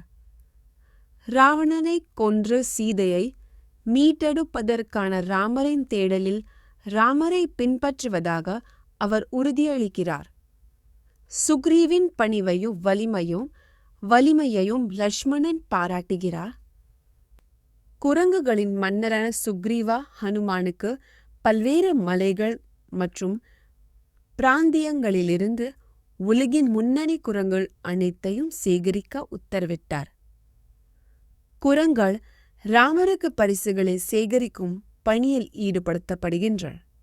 ஆனால் மறுப்பவர்கள் அல்லது மெதுவாக இருப்பவர்கள் கொல்லப்பட குரங்குகள் ஒரு பெரிய படை அனுப்பப்படுகிறது. சீதையை மீட்க உதவி செய்த ராமருக்கு குரங்கு மன்னன் சுக்ரீவா நன்றி தெரிவிக்கிறார். ராவணனை தோற்கடிக்க ராமருக்கு உதவுவதாக உறுதியளிக்கிறார். சுக்ரீவாவை பின்பற்றுபவர்கள் மற்றும் பல்வேறு பகுதிகளைச் சேர்ந்த தலைவர்கள் உட்பட குகலின் ஒரு பெரிய படை ராமருடன் போரில் சேரக்கூடுகிறது. அவர்கள் தங்கள் பொதுவான எதிரியான ராவணனை எதிர்த்து போராட ராமர் சுக்ரீவனை வரவேற்று அவரை போன்ற ஒரு நண்பராக அவர் மகிழ்ச்சி அடைகிறார் என்று கூறி அவரது குணங்களை பாராட்டுகிறார். ராவணா சீதையை கடத்தி சென்று விட்டார். ராமர் கூர்மையான அம்புகளால் அவரை கொல்வதாக சபதம் செய்கிறார். இதற்கிடையில் ஹனுமானின் தந்தை கவக்ஷா மற்றும் கரடிகளின் ராஜாவான ஜம்பவன் போன்ற முக்கிய தலைவர்களின் தலைமை ஆயிரக்கணக்கான சால்சி வதரி சொற்களில் ஒரு சுருக்கமான சுருக்கம். இங்கே சீதை அவரது மனைவி மற்றும் ராவணனின் வசிப்பிடத்தை கண்டுபிடிக்க குரங்குகளின் தேடல் குழுவை வழி நடத்துமாறு சுக்ரீவனிடம் ராமர் கேட்கிறார். குரங்குகள் தங்கள் வெற்றி அல்லது தோல்வியின் செய்திகளுடன் 1 மாதத்தில் திரும்புவதற்கு முன்பு பல்வேறு மலைகள், காடுகள், ஆறுகள், காடுகள் மற்றும் கடல்களில் விரிவார். சுக்ரீவ அங்கடா தலைமையில் ஏராளமான குரங்குகளை தெற்கத்திய பகுதிகளை ஆராய அனுப்புகிறார். அணுக கடினமான நிலங்கள், ஆறுகள் மற்றும் மலைகளை விவரிக்கிறார். அவள் ஈசுத்தையை தேட வேண்டும், மேலும் தங்க உச்சி மாநாட்டை அடைய துரோக நிலப்பரப்பு வழியாக செல்ல வேண்டும். அங்கு அவள் இருக்கும் இடத்தை பற்றிய தடயங்களை சீதையை தேடுவதற்காக சுக்ரீவா குரங்குகளை வெவ்வேறு திசைகளில் அனுப்புகிறார். எண்டுகேலா குரங்குகளை கொண்ட குழுவை வழிநடத்தி மேற்கே சென்ற சீதையின் இருப்பிடத்தை கண்டுபிடிக்குமாறு சுஷேனாவுக்கு கட்டளையிடுகிறார். நகரங்கள், காடுகள், மலைகள், வழிகள் உள்ளிட்ட பல்வேறு பகுதிகளை தேடி 1 மாதத்திற்கு பிறகு மீண்டும் வருமாறு குரங்குகளுக்கு அறிவுறுத்தப்படுகிறார்கள்.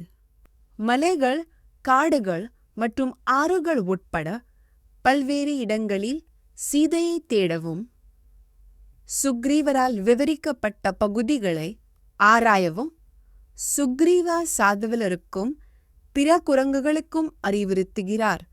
ராவணனையும் சீதையும் கண்டுபிடிக்கும் பணி குரங்குகளுக்கு வழங்கப்படுகிறது. ஹனுமானின் திறமையை புகழ்ந்த சுக்ரீவா அவருக்கு ஆற்றலோ வலிமையோ இல்லை என்று கூறுகிறார். ராகவனும் ராமர் ஒப்புக்கொள்கிறார். வெற்றி ஹனுமானை பொறுத்தது என்ற நம்பிக்கையில் அவர் ஹனுமானுக்கு சீதையை காட்ட தனது பெயருடன் ஒரு மோதிரத்தை கொடுக்கிறார். அவர் ராமரால் அனுப்பப்பட்டவர். ஹனுமான் அவளை காப்பாற்ற ஏராளமான குரங்குகளுடன் புறப்படுகிறார். மன்னர் சுக்ரீவா தனது குரங்கு தலைவர்களை சீதையை தேட எல்லா திசைகளிலும் அனுப்புகிறார். ஒவ்வொரு தலைவரும் வெவ்வேறு பாதையில் வடக்கு, கிழக்கு, தெற்கு, தெற்கு அல்லது மேற்கு செல்கிறார்கள். மேலும் மிகுந்த உற்சாகத்துடன் சீதையை மீண்டும் கொண்டு வந்து ராவணனை கொல்வதாக சபதம் செய்கிறார்கள். பூமியை உலுக்கும் வலிமையின் சாதனைகளை இறார்கள். ராமர் சுக்ரீவாவிடம் முழு பூமியையும் எப்படி அறிந்திருக்கிறார் என்று கேட்கிறார். வாலி மலைக்குள் மகிஷாவை ஒரு தனவா பின்தொடர்ந்து கொண்டிருந்த போது அவர் காவலில் நின்ற பின்னர் உலகின் பல்வேறு பகுதிகளுக்கு தப்பிச் சென்றதாகவும், ஹனுமானின் உதவியுடன் ரிஷ்யமுக மலைக்கு தப்பி செல்வதற்கு முன்பு பல நாடுகளையும் அடையாளங்களையும் பார்வையிட்டார் என்றும் சுக்ரீவரின் அறிவுரையின்படி பிரதான குரங்குகள் வைதேகி சீதை எல்லா திசைகளிலும் தேடின. 1 மாத கால தேடுதலுக்கு பிறகு அவர்கள் குரங்கு மன்னரை சந்தித்து தங்கள் கண்டுபிடிப்புகளை புகாரளித்தனர். அவர்கள் கிழக்கு, வடக்கு, வடக்கு, மேற்கு, மேற்கு வழியவரை அவளை கண்டுபிடிக்க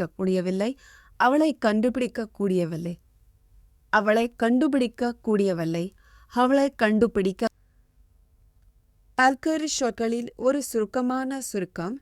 இங்கே ஹனுமான், தாரா மற்றும் அங்கதா ஆகியோர் விந்திய காடுகளில் சீதையை தேடுகிறார்கள். ஆனால் அவளை கண்டுபிடிக்க முடியவில்லை. அவர்கள் ராவணத்தின் கீழ்வழுவதி, ஒரு ராவணனை எதிர்கொள்வது பல பல்வேறு தங்கள் எதிரி என்று அங்கீகரித்த பிறகு அவர்கள் தோற்கடிக்கிறார்கள். புத்திசாலி மற்றும் சோர்வடைந்த குரங்கான அங்கடா சீதாவையும் அவளை கடத்திச் சென்ற ராட்சசனையும் தேடும் முயற்சியில் தனது படையை அணிதிரட்டியது. அங்கடா மற்றும் காந்தமந்தனா தலைமையிலான குரங்குகள் விந்தியாவின் மலைகள், காடுகள் மற்றும் மலைகளை தேடின. ஆனால் சீதையின் எந்த அடையாளத்தையும் கண்டுபிடிக்க முடியவில்லை. தங்கள் முயற்சிகள் இருந்த போதிலும் அவர்கள் சோர்வு. ஹனுமான், தாரா மற்றும் அங்கடா ஆகியோர் விந்திய மலையின் குகைகள் மற்றும் காடுகளில் சீதையை தேடுகிறார். அவர்கள் விக்ஷவிலா என்ற இருண்ட குகைக்குள் நுழைகிறார்கள். அங்கு அவர்கள் அன்னங்கள், கிரேன்கள் மற்றும் பிற விலங்குகளை காண்கிறார்கள். உள்ளே அவர்கள் தொட்டிகள், வாகனங்கள் மற்றும் பொக்கிஷங்களை கொண்ட ஒரு தங்கம் மற்றும் வெள்ளி சாம்ராஜ்யம். ஹனுமான் ஒரு குகையில் ஒரு பெண் துறவியை எதிர்கொள்கிறார். தங்க மரங்கள், வீடுகள் மற்றும் வாகனங்கள் பற்றி கேட்கிறார். அவை கட்டுமானத்தில் தேர்ச்சி பெற்ற சக்தி வாய்ந்த நபராக வீட்டுக்கு வருக்கு வாழை கட்டியார். அவர் ஹேமாவின் காடி மறுகாவலர் புரந்தரர் மாயாவை கொன்ற பிறகு வெகுமதியாக அவருக்கு வழக்கு வழங்கப்பட்டது. பெண் துறவி சாயம்பிரபா ஹனுமானையும் அவரது குரங்கு தலைவர்களையும் வரவேற்கிறார். அவர்கள் சீதையை தேட வந்துள்ளனர். அவளுக்கு உணவை வழங்குகிறாள். அவர்களின் கருணை அடிப்படையில் விடுவிக்கிறாள். ஹனுமான் அவர்களின் தேடலை விளக்கி அவர்களை விட்டுவிடுமாறு கேட்கிறார். அவள் கையை அசைத்து குரங்குகளை ஒரு குகையிலிருந்து விடுவிக்கிறாள்.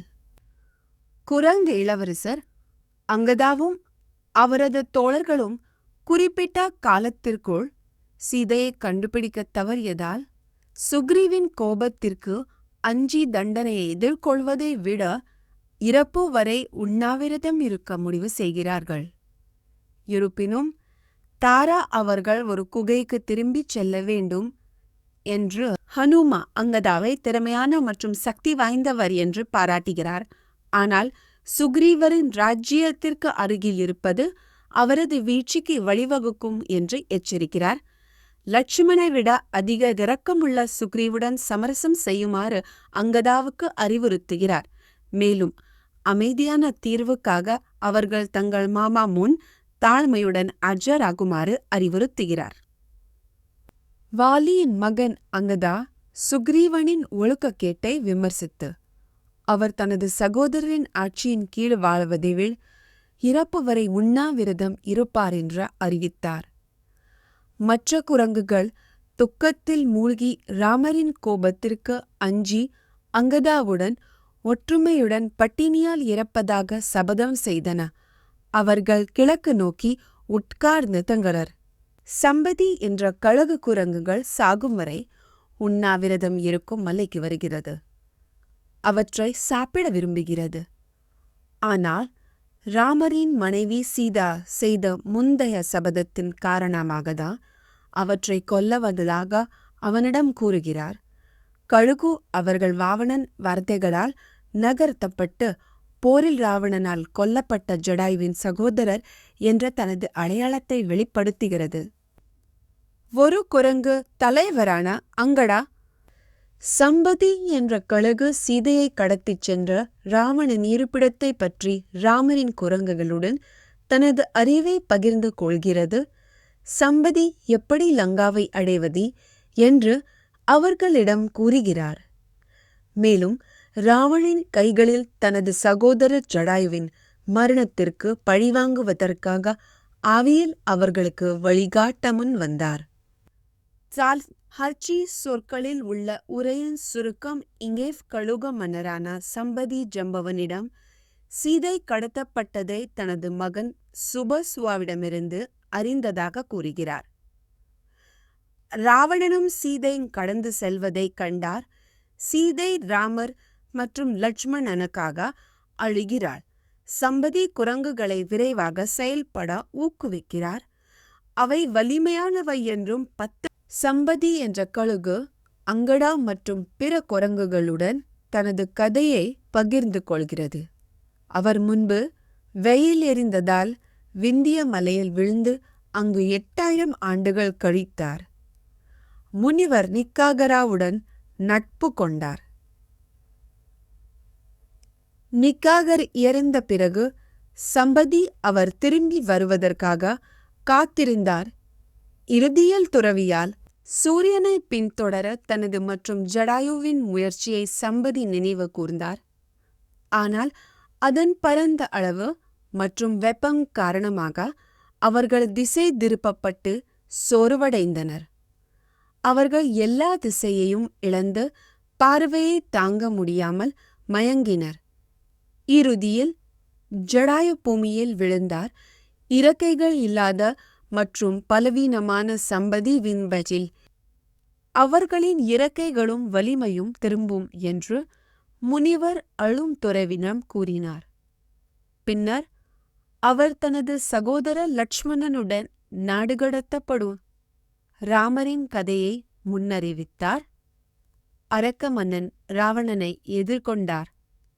மேலும் அவரது மனைவி சீதையை தனது சோதனையின் போது பராமரிக்க இந்திரனால் முனிவரை ஒரு துறவியின் வார்த்தைகளால் ஆறுதல் அடைந்த ராமர் சீதையை கண்டுபிடிப்பதற்கான தனது பயணத்தை தொடர பொருத்தமான நேரத்திற்காக காத்திருந்தார். அவர் தனது வலிமையையும் இறக்கைகளையும் மீட்டெடுத்தார். சீதையை தேட தனது குரங்குகளில் நம்பிக்கை தூண்டினார். புதிய வீரியத்துடன் அவர்கள் ராவணன் வாழ்ந்ததாக கூறப்படும் பகுதியை நோக்கி புறப்பட்டனர். சம்பதியிடமிருந்து ராவணனின் தலைவிதியை பற்றி கேள்விப்பட்ட குரங்குகள் கழுகும் மன்னன் தெற்கு கடலுக்கு வந்து அதன் பரந்த தன்மையைக் கண்டு திகைக்கின்றன. அங்கடா என்ற சக்தி வாய்ந்த குரங்கு துக்கம் பலவீனம் என்று கூறி அவர்களை ஆறுதல் படுத்த முயற்சிக்கிறது. கடலை கடக்க யாரும் தன்னார்வத் தொண்டு செய்யாத போது அங்கடா ஒவ்வொருவரையும் தங்கள் வலிமையை காட்டும்படி கேட்கிறார். குரங்குகள் தங்கள் குதிக்கும் திறன்களை பற்றி பெருமை பேசுகின்றன. ஒவ்வொன்றும் கடைசி தூரத்தை விட அதிக தூரம் குதிக்க முடியும் என்று கூறுகின. பழமையான மற்றும் புத்திசாலியான ஜம்பவன் தன்னால் 100 யோஜனங்களை தூரத்தின் ஒரு அலகு குதிக்க முடியும் என்று அறிவிக்கிறார். ஆனால் தனது இளமை மிகவும் சக்தி வாய்ந்ததாக இருப்பதை ஞானமும் சக்தி வாய்ந்த குரங்கு தலைவருமான ஜம்பவன் ஹனுமானிடம் உரையாற்றி கடலின் மீது குதித்தனது வலிமையும் துணிச்சலையும் வெளிப்படுத்துமாறு கேட்டுக்கொள்கிறார். ஜம்பவன் ஹனுமானுக்கு அவர் வாயுவின் காற்று மகன் என்றும் போரில் வெல்ல முடியாத தன்மையும் தனது சொந்த மரணத்தை பெற்றவர் என்றும் நினைவூட்டுகிறார். தனது தாயின் பிறப்பு கதை மற்றும் காற்று கடவுளின் மகனான ஹனுமான் ஆற்றலால் தன்னை நிரப்பி மலைகள் மற்றும் பெருங்கடல்களை தாண்டுவது முடியாத திறன்களை அறிவிக்கிறார். குரங்குகள் அவரது வார்த்தைகளால் அதி தனது பணியைக்கு தனது நம்ப முடியாத திறன்களை அறிவிக்கிறார். குரங்கன் மகேந்திரா மலை ஏறுகிறார். சுந்தரா கண்டம். காற்று கடலின் மகனான ஹனுமான் ராவணல் கடத்தப்பட்ட ராமரின் மனைவி சீதையை கண்டுபிடிக்க புறப்படுகிறார். அவர் மகத்தான அளவையும் வலிமையையும் அடைகிறார்.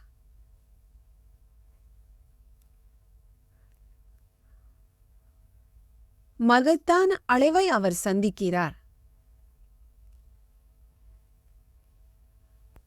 ராமரின் விசுவாசமான ஊழியரான ஹனுமான் சீதையை கண்டுபிடிப்பதற்காக லங்காவை அடைகிறார். நகரத்தின் பாதுகாப்பை அவர் கவனித்தார். அதை வலுக்கட்டாய நகலி என்று தனது முனைவு செய்கிறார். இரவில் தனது உண்மையான வடிவத்தில் நுழைய முடிவு செய்த ஹனுமான் ஒரு குறுகிய கதவு வழியாக நுழையும் அளவுக்கிற்கு காற்று கடவுளின் மகனான ஹனுமான் என்ற குரங்கு இரவில் லங்காவிற்குள் நுழைந்து ஒரு சிதைந்த பெண்ணின் மாறுவேடத்தில் நகரத்தை சந்திக்கிறார். ஒரு கடுமையான போருக்கு பிறகு ஹனுமான் வெற்றி பெறுகிறார். மேலும் லங்கா தனது வெற்றியாளரின் மேலும் சபிக்கப்பட்டதாக அவருக்கு வெளிப்படுத்துகிறார். மேலும் நகரத்திற்குள் நுழைந்து ராவணனின் சிறை குரங்கு இளவரசரான ஹனுமான் லங்காவின் சுவரின் மீது குதித்து இரவில் நகரத்திற்குள் நுழைகிறார். அவர் பல்வேறு இராட்சச குடியிருப்புகள், போர்வீரர்கள் மற்றும் காவலர்களை கவனித்து ராவணனின் உட்புற குடியிருப்பை அணுகுகிறார். நுழைவாயில் தங்க சுவர்கள், இரத்தினங்கள் மற்றும் சந்தன மரங்களால் அலங்கரிக்கப்பட்டுள்ளது. இது எதிரி பிராந்தியத்தில் ராட்சசர்கள் மற்றும் பிற உயிரினங்கள் நிறைந்த ஒரு நகரத்தில் ஹனுமான் சீதையை தேடுகிறார். அவர் விபச்சாரம் மற்றும் கேளிக்கையின் பல்வேறு காட்சிகளைக் காண்கிறார். ஆனால் அவரது தேடல் இறுதியில் பலனளிக்காது. ஏனெனில் அவர் சீதையை கண்டுபிடிக்க முடியவில்லை. அவர் கூட்டத்தின் மத்தியில் எங்கு காணப்படவில்லை. ஹனுமானின் சோகம் எந்த வடிவத்தையும் எடுக்கும் திறன் கொண்ட குரங்கான ஹனுமான் லங்காவில் உள்ள ராவணனின் மாளிகைக்கு வருகிறார். ராவணனின் அரண்மனைக்குள் நுழைவதற்கு முன்பு பேரரசரின் செல்வம், போர்வீரர்களின் புரவலன்கள் மற்றும் அழகானனின் அரண்மனைக்குள் நுழைவதற்கும் இந்திரஜித் உள்ளிட்ட வளமான சுற்றுப்புறங்களையும் பல்வேறு இராட்சசங்களையும் கவனிக்கிறார். தங்க ஜன்னல்கள் மற்றும் விலைமதிப்பற்ற கற்களால் அலங்கரிக்கப்பட்ட ராவணனின் அற்புதமான நகரத்தை ஹனுமான் மிகுந்த பலத்துடன் பார்த்தார். ராவணனுக்கு சொந்தமான ஒன்று உட்பட பல்வேறு மாளிகைகளை அவர் பார்த்தார். அவை மின்னல் நிரம்பிய மேகங்களைப் போல பிரகாசித்தன. ஜனகாவின் மகள் சீதையை கண்டுபிடிக்க முடியாததால் ஹனுமான் துக்கமடைந்தார்.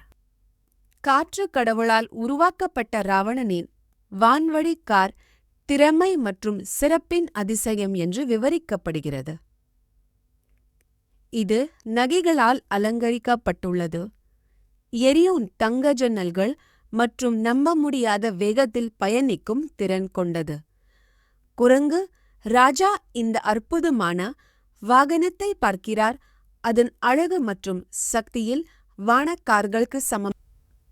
ராமரின் உளில் லங்காள் ஹனுமான் என்ற குரங்கு லங்காவில் உள்ள ராவணன் பிரம்மாண்ட மகைகள் மற்றும் ஆவரணங்களால் அலங்கரிக்கப்பட்ட ராவணன் தொங்கும் அறையை அவர் பார்க்கிறார். அங்கு இளவரசிகள் மற்றும் ராட்சசி மனைவிகள் உட்பட ஆயிரக்கணக்கான கம்பளி தாள்களில் பூங்கரில் அவற்றின் ஏழார்கள்.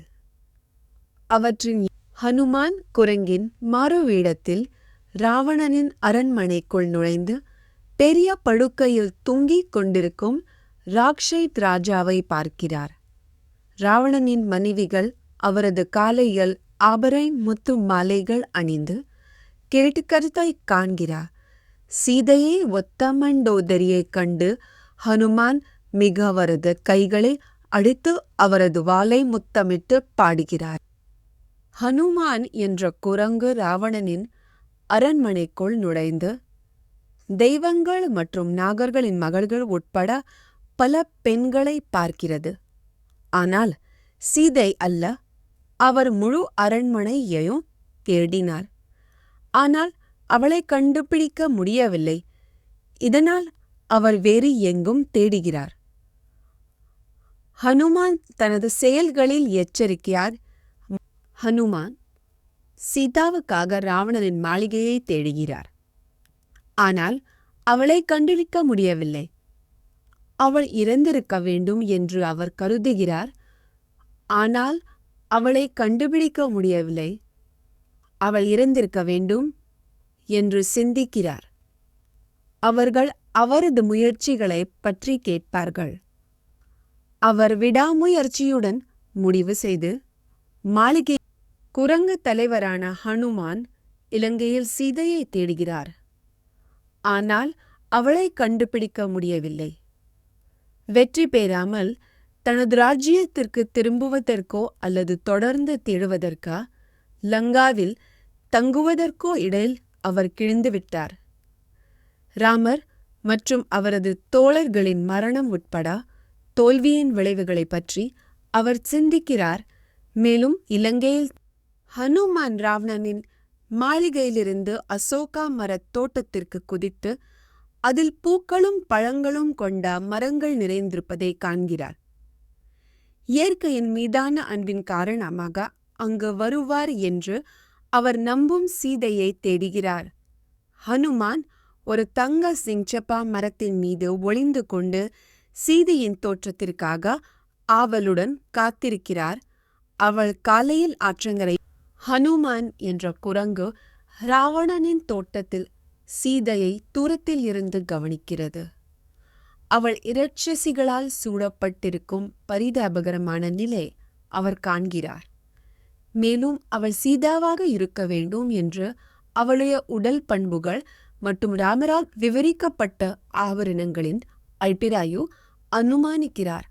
அவரது அடையாளத்தை நம்பிய ஹனுமான் சீதாவிடமிருந்த ஹனுமான் சீதையின் நிலைமையை பிரதிபலிக்கிறார்.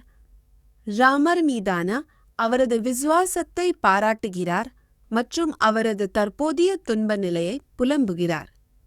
சீதையை பாதுகாக்க ஏராளமான இராட்சசர்களை கொன்ற ராமரிப்பில் உள்ளார். மருதனின் மகன் ஹனுமான் என்ற குரங்கு ராமரின் மனைவி சீதையை இராட்சசர்களால் சிறைப்பிடிக்கப்பட்டு தனது கணவரிடமிருந்து பிரிந்ததை கவனிக்கிறது. அவள் துக்கத்துடனும் அழகற்றவளாகவும் தோன்றுகிறாள். ஆனால் ஹனுமான் தனது உடல்நிலையை கடந்து தனது உள் மதிப்பையும் ராமர் மீதான பக்தியையும் போற்றி பார்க்கிறான். 10 தலை ராஜாவாகிய ராவணன் நகைகள் மற்றும் மலர்களால் அலங்கரிக்கப்பட்ட தனது மனைவிகளுடன் காட்டுக்குள் நுழைகிறார். ஹனுமான் என்ற குரங்கு ராவணனை தூரத்திலிருந்து கவனித்து தான் முன்பு பார்த்த சக்தி வாய்ந்த ராஜாவாக அவரை அங்கீகரிக்கிறது. ராவணனின் கண்கள் சீதை மீது நிலைத்திருக்கின்றன. அவர் பார்க்க விரும்புகிறார். ராமரின் மனைவியான வைதேகி சீதா இரட்சகர்களால் பாதுகாக்கப்பட்ட ராவணனால் பார்க்கப்படுகிறாள். அவள் துக்கம், விரதம் மற்றும் துறவரம் ஆகியவற்றால் பலவீனமடைந்த தனது முந்தைய சுயத்தின் நிழலாக இருக்கிறாள். ராவணன் சீதையை கவர்ந்தெடுக்க முயற்சிக்கிறான். இனிமையான வார்த்தைகள் மற்றும் ஆடல் மற்றும் அதிகாரம் பற்றிய வாக்குறுதிகளால் அவளை வெல்ல முயற்சிக்கிறான். அவர் தனது இராணுவ வலிமையை பெருமைப்படுத்துகிறார். அவளுக்கானது சீதா ராமருக்கு விசுவாசமாக இருப்பதால் அவரது முன்னேற்றங்கள் நிராகரிக்கப்படுகின்றன. ராவணனின் சிறைப்பிடிக்கப்பட்ட சீதை அவரது மனைவியாக இருக்க மறுத்து வரவிருக்கும் அழிவு பற்றி எச்சரிக்கிறார். அவளை தனது சரியான கணவரான ராமரிடம் திருப்பித் தருமாறு அவள் அறிவுறுத்துகிறாள். அவர் இறுதியில் அவரை தோற்கடித்து லங்காவை அழிப்பார். சீதை ராவணனிடம் அவரது வீழ்ச்சியைக் கண்டு கடவுள்களும் கூட மகிழ்ச்சியடைவார்கள் என்றும் அவர் தொடர்ந்து இரட்சகர்களின் ஆண்டவனான ராவணன் கடுமையாற்ற மற்றும் அச்சுறுத்தல்களால் சீதையை கவர்ந்தெழுக்க முயற்சிக்கிறார். ஆனால் அவள் முரட்டுத்தனமாக பதிலளித்து வில்லத்தனம் என்று அவர் மீது குற்றம் சாட்டுகிறாள். ராவணனின் கோபம் அதிகரிக்கிறது. மேலும் அவர் தனது இராட்சசிகளை அவளை பிடிக்கும்படி கட்டளையிடுகிறார். இருப்பினும் அவர்களில் ஒருவரான தன்யமாலினி தலையிட்டு ராவணன் இரட்சகர்களின் அரசனான ராவணன் தனது விருந்தினருக்கு அறிவுறுத்திய பிறகு தனது அறையை விட்டு வெளியேறிவிட்டார். பின்னர் இரட்சசிகள் சீதையை அணுகி ராவணனின் அழகு மற்றும் ஒரு சக்தி வாய்ந்த இளவரசராக அவரது அந்தஸ்து காரணமாக அவர் தேர்ந்தெடுக்கப்பட்ட மனைவியாக இருப்பார் என்று கூறுகிறார்கள். அவர்கள் அவரை ஏற்றுக்கொள்ளுமாறு வற்புறுத்தி சீதை ராவணனின் இராட்சசிகளால் சூழப்பட்டுள்ளது. அவர்கள் தனது கணவர் ராமருக்கு விசுவாசமாக இருப்பதை தடுக்க முயற்சிக்கின்றனர். பேய்கள் சீதையை மிரட்டி கேலி செய்கின்றன. ராவணனை தனது புதிய கணவராக ஏற்றுக்கொள்ளுமாறு அவளை வற்புறுத்த முயற்சிக்கின்றன. இருப்பினும் சீதா ராமர் மீதான பலத்தில் உறுதியாக இருக்கிறார். கஷ்டங்கள் இருந்த போதிலும் தனது கணவர் ராமரிடமிருந்து பிரிந்த சீதை இராட்சசர்களால் அச்சுறுத்தப்படுவதால் கடுமையாக அழுகிறாள். துக்கத்திலும் விரக்தியிலும் மூழ்கி தனது தலைவிதியை வருத்தப்படுகிறாள். ஏன் இவ்வளவு கஷ்டங்களை அனுபவிக்க வேண்டும் என்று கேள்வி எழுப்புகிறாள். மேலும் தனது துக்கத்தின் சுமையின் கீழ் தனது வாழ்க்கையை கைவிட விரும்புகிறாள். தனது கணவர் ராமனிடமிருந்து பிரிந்த சீதை ராவணனிடம் சிறைபிடிக்கப்பட்டதை பற்றி புலம்புகிறாள். மேலும் லங்கா விரைவில் அழிக்கப்படும் என்று முன்னறிவிப்பாள். ராமரின் அம்புகள் லங்காவிலும் அடையும் என்றும் அவர் தனக்காக வருவார் என்றும் அவள் நம்புகிறாள். ராமர் இல்லாத தனது துயரமான வாழ்க்கையிலிருந்து தப்பிக்க முடியாது என்று சீதை மரணத்திற்காக திரிஜாதா என்ற ராட்சச தாய் ஒரு தீர்க்க தரிசன கனவை காணுகிறாள்.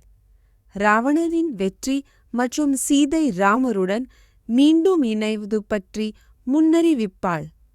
அவள் தனது கனவை பேய்களுடன் பகிர்ந்து கொள்கிறாள். சீதையை காப்பாற்றவும் மன்னிப்பு கேட்கவும் அறிவுறுத்துகிறாள்.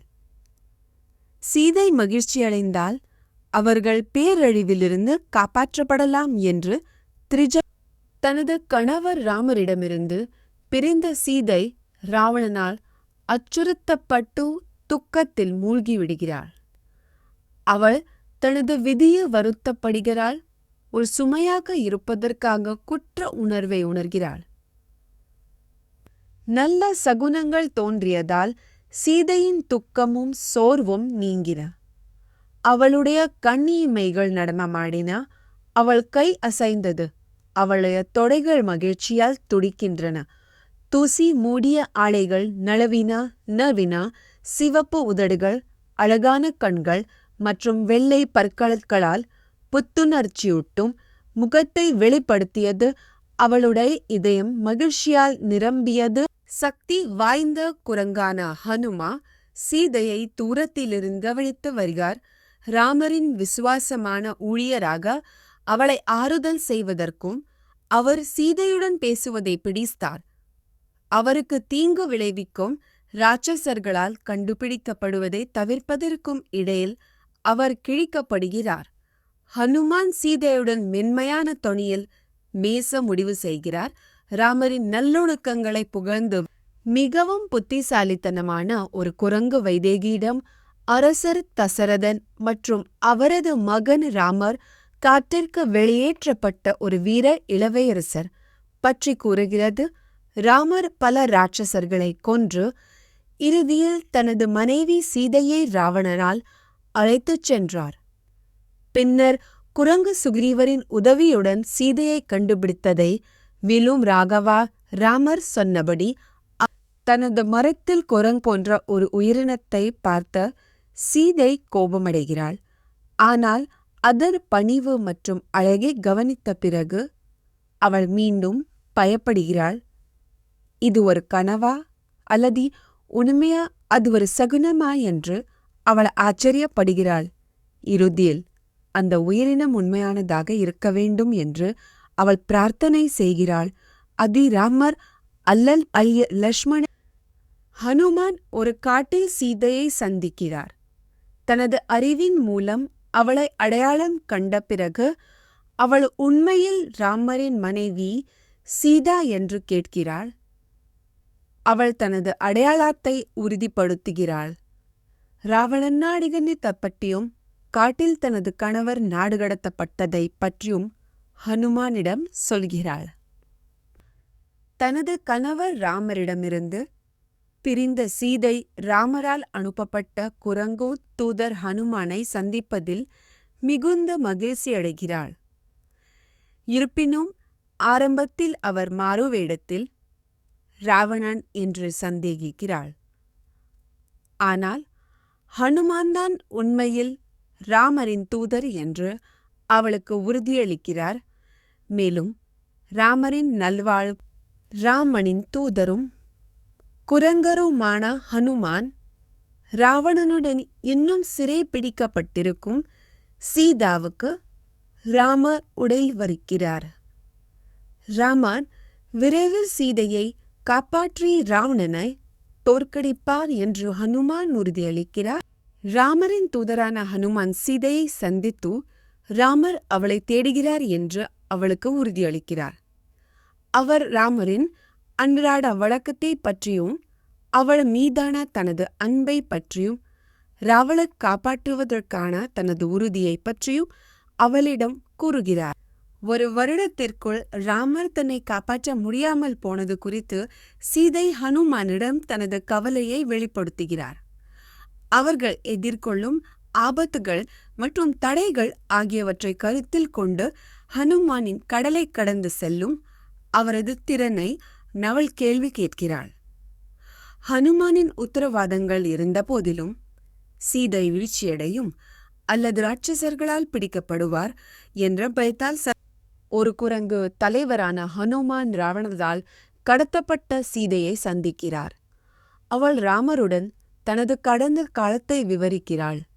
பின்னர் ராமரால் காப்பாற்றப்பட்ட ஒரு காகத்தால் அவள் எப்படி காயமடைந்தாள் என்பதை அவள் விவரிக்கிறாள்.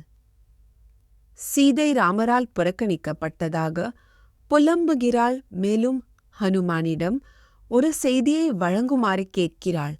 ஒரு மாதத்திற்கு சால்கோ சொற்களில் உள்ள உரையின் சுருக்கம் இங்கே சீதை ஹனுமானிடம் ராமரின் மீட்புக்காக காத்திருப்பதாக சொல்லுமாறு அறிவுறுத்தனதி படைவில் நெகுந்த வலிமையும் வேகமும் புங்க சுக்ரீவரின் குரங்குகளுடனும் வருவார் என்று ஹனுமான் சீதாவுக்கு உறுதியளிக்கிறார். ராமர் விரைவில் தனது படையுடனை கொன்று சீதையை மீட்டெடுத்து அவளை மீண்டும் பாதுகாப்பிற்கு கொண்டு ராவணனால் சிறைப்பிடிக்கப்பட்ட சீதை ஹனுமானை பார்த்ததில் தனது மகிழ்ச்சியை வெளிப்படுத்துகிறார். மேலும் தனது செய்தியை ராமரிடம் தெரிவிக்குமாறு கேட்கிறார். மேலும் தனது செய்தியை மீட்படுத்தும் அரக்கி அவருக்கு கொடுக்கிறார். ஹனுமான் சீதையை மீட்பதாக உறுதியளிக்கிறார். மேலும் ராமரின் துக்கம் மற்றும் அவரது சுதந்திரத்திற்காக போராடுவதற்காட்டை பற்றி அவருக்கு தனது சதி நிறைவேற்றுவதில் உறுதியாக இருக்கும் ஹனுமான் வெற்றியை உறுதி செய்வதற்கான சிறந்த வலிமையை காண்பிப்பதே என்று முடிவு செய்கிறார்.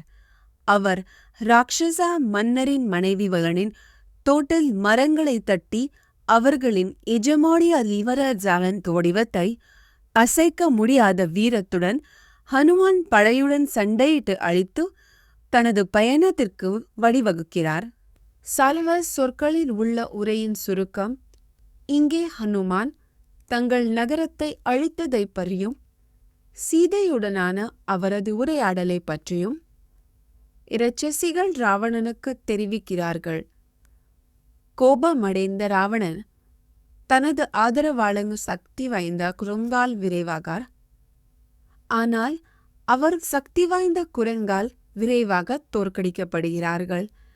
தடையின் காற்று கடவுளின் மகன் ஹனுமான் தனது முந்தைய அழிவை பற்றி சிந்தித்த பிறகு இலங்கையில் உள்ள சைத்திய கட்டிடத்தை இடித்து விடுகிறார்.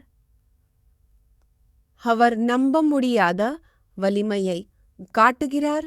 கட்டமைப்பை உடைத்த பரசைகளை மடைகளோ அதன் குடிமக்களையோ தங்கள் ஒருங்கிணைந்த சக்தியை தக்க வைக்க மாட்டார்கள் என்று அதன் குடிமக்களையோ ஜாம்புமாலி என்ற சக்தி வாய்ந்த ராட்சசன் தனது வில் மற்றும் அம்புகளால் ஹனுமானை தாக்குகிறான். காயமடைந்த போதிலும் ஹனுமான் கோபமடைந்து ஜாம்புமாலி மீது வீச ஒரு பாறை வேரோடு பிடுங்குகிறான். ஆனால் ராட்சசனின் அம்புகளால் அவர் எதிர்க்கப்படுகிறார். இறுதியில் ஹனுமான் ஜாம்புமாலியை ஒரு போல்ட் மூலம் கொன்றுவிடுகிறான். இதனால் ராவணன் கோபப்படுகிறான். ராட்சஸ் போர்வீரர்கள் தங்கள் எஜமானரின் தலைமையில் லங்காவின் வாயிலில் ஹனுமானை எதிர்கொள்ள ஒரு சக்தி வாய்ந்த படையுடன் புறத்துகளை தவிர்க்கிறார்கள்.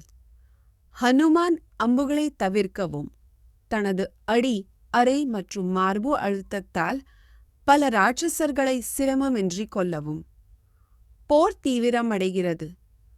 ராட்சசர் இராணுவம் அழிவையும் கோரையும் விட்டு பயத்தில் தல்ல ஷோஹெச சொற்களில் உள்ள உரையின் சுருக்கம். இங்கே ஸ்லங்காவின் மன்னன் ராவணன் சக்தி வாய்ந்தவன் என்று சந்தேகிக்கப்படும் ஹனுமானை பிடிக்க தளபதிகளுக்கு உத்தரவிட்டார். தளபதிகள் ஹனுமானின் இருப்பிடத்திற்கு வருகிறார்கள். ஹனுமான் தனது நம்ப முடியாத வலிமையை வேகத்தையும் பயன்படுத்தி அவர்களை முறியடிக்கிறார். சொற்களில் உள்ள உரையின் சுருக்கம். இங்கே ராவணனின் மகன் இளவரசர் அக்ஷர் சக்தி வாய்ந்த குரங்கான ஹனுமானுடன் போரில் ஈடுபடுகிறார். அவரது உயர்ந்த வலிமை மர்சிட்டி ஹனுமானின் ஆற்றலமனுமாறு அக்கீன்மான சண்டைக்கு பிறகு இரட்சகர்களே குழப்பத்தை ஏற்படுத்திய ஹனுமானுடன் போரிட ராவணன் தனது மகன் இந்திரஜித் என்பவரை அனுப்புகிறான். வான வலிமையோடு போரிட திறமைகளும் கொண்ட இந்திரஜித் ஹனுமானை எதிர்கொள்ள ஒரு ரதத்தை ஏறுகிறான். ஆனால் இருவரும் தங்கள் திறன்களில் சமமாக பொருந்துகிறார்கள். இந்திரஜித் இறுதியில் ஹனுமானை ஒரு பிரம்மா ஆயுதத்தால் பிணைக்கிறார். இந்திரஜித்தின் செயல்களால் கோபமடைந்த ஹனுமான் ஆச்சரியத்துடன் அவரை பார்க்கிறார். விலை மதிப்பற்ற நகைகள் மற்றும் ஆபரணங்களால் அலங்கரிக்கப்பட்ட இந்திரஜித் தனது ஆலோசகர்களால் சூழப்பட்ட ஒரு அற்புதமான சிம்மாசனத்தில் அமர்ந்திருப்பதை காணுகிறார். இந்திரஜித் நிந்தனையாளராக இல்லாவிட்டால் அவர் வனப்பகுதிகளின் பாதுகாவலராக இருக்கின்ற.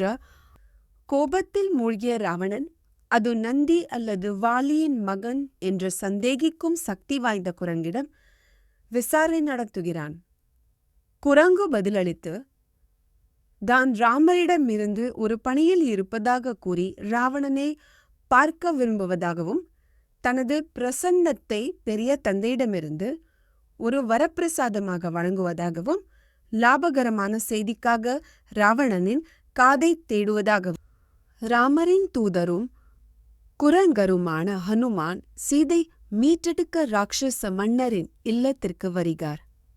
ராமருக்கு தீங்கு விளைவிப்பது இலங்கையும் அனலும் அழித்துவிடும் என்று அவர் ராஜாவை எச்சரிக்கிறார். ஹனுமான் தனது சொந்த சக்திகளால் லங்காவை அழிக்க அச்சுறுத்துகிறார்.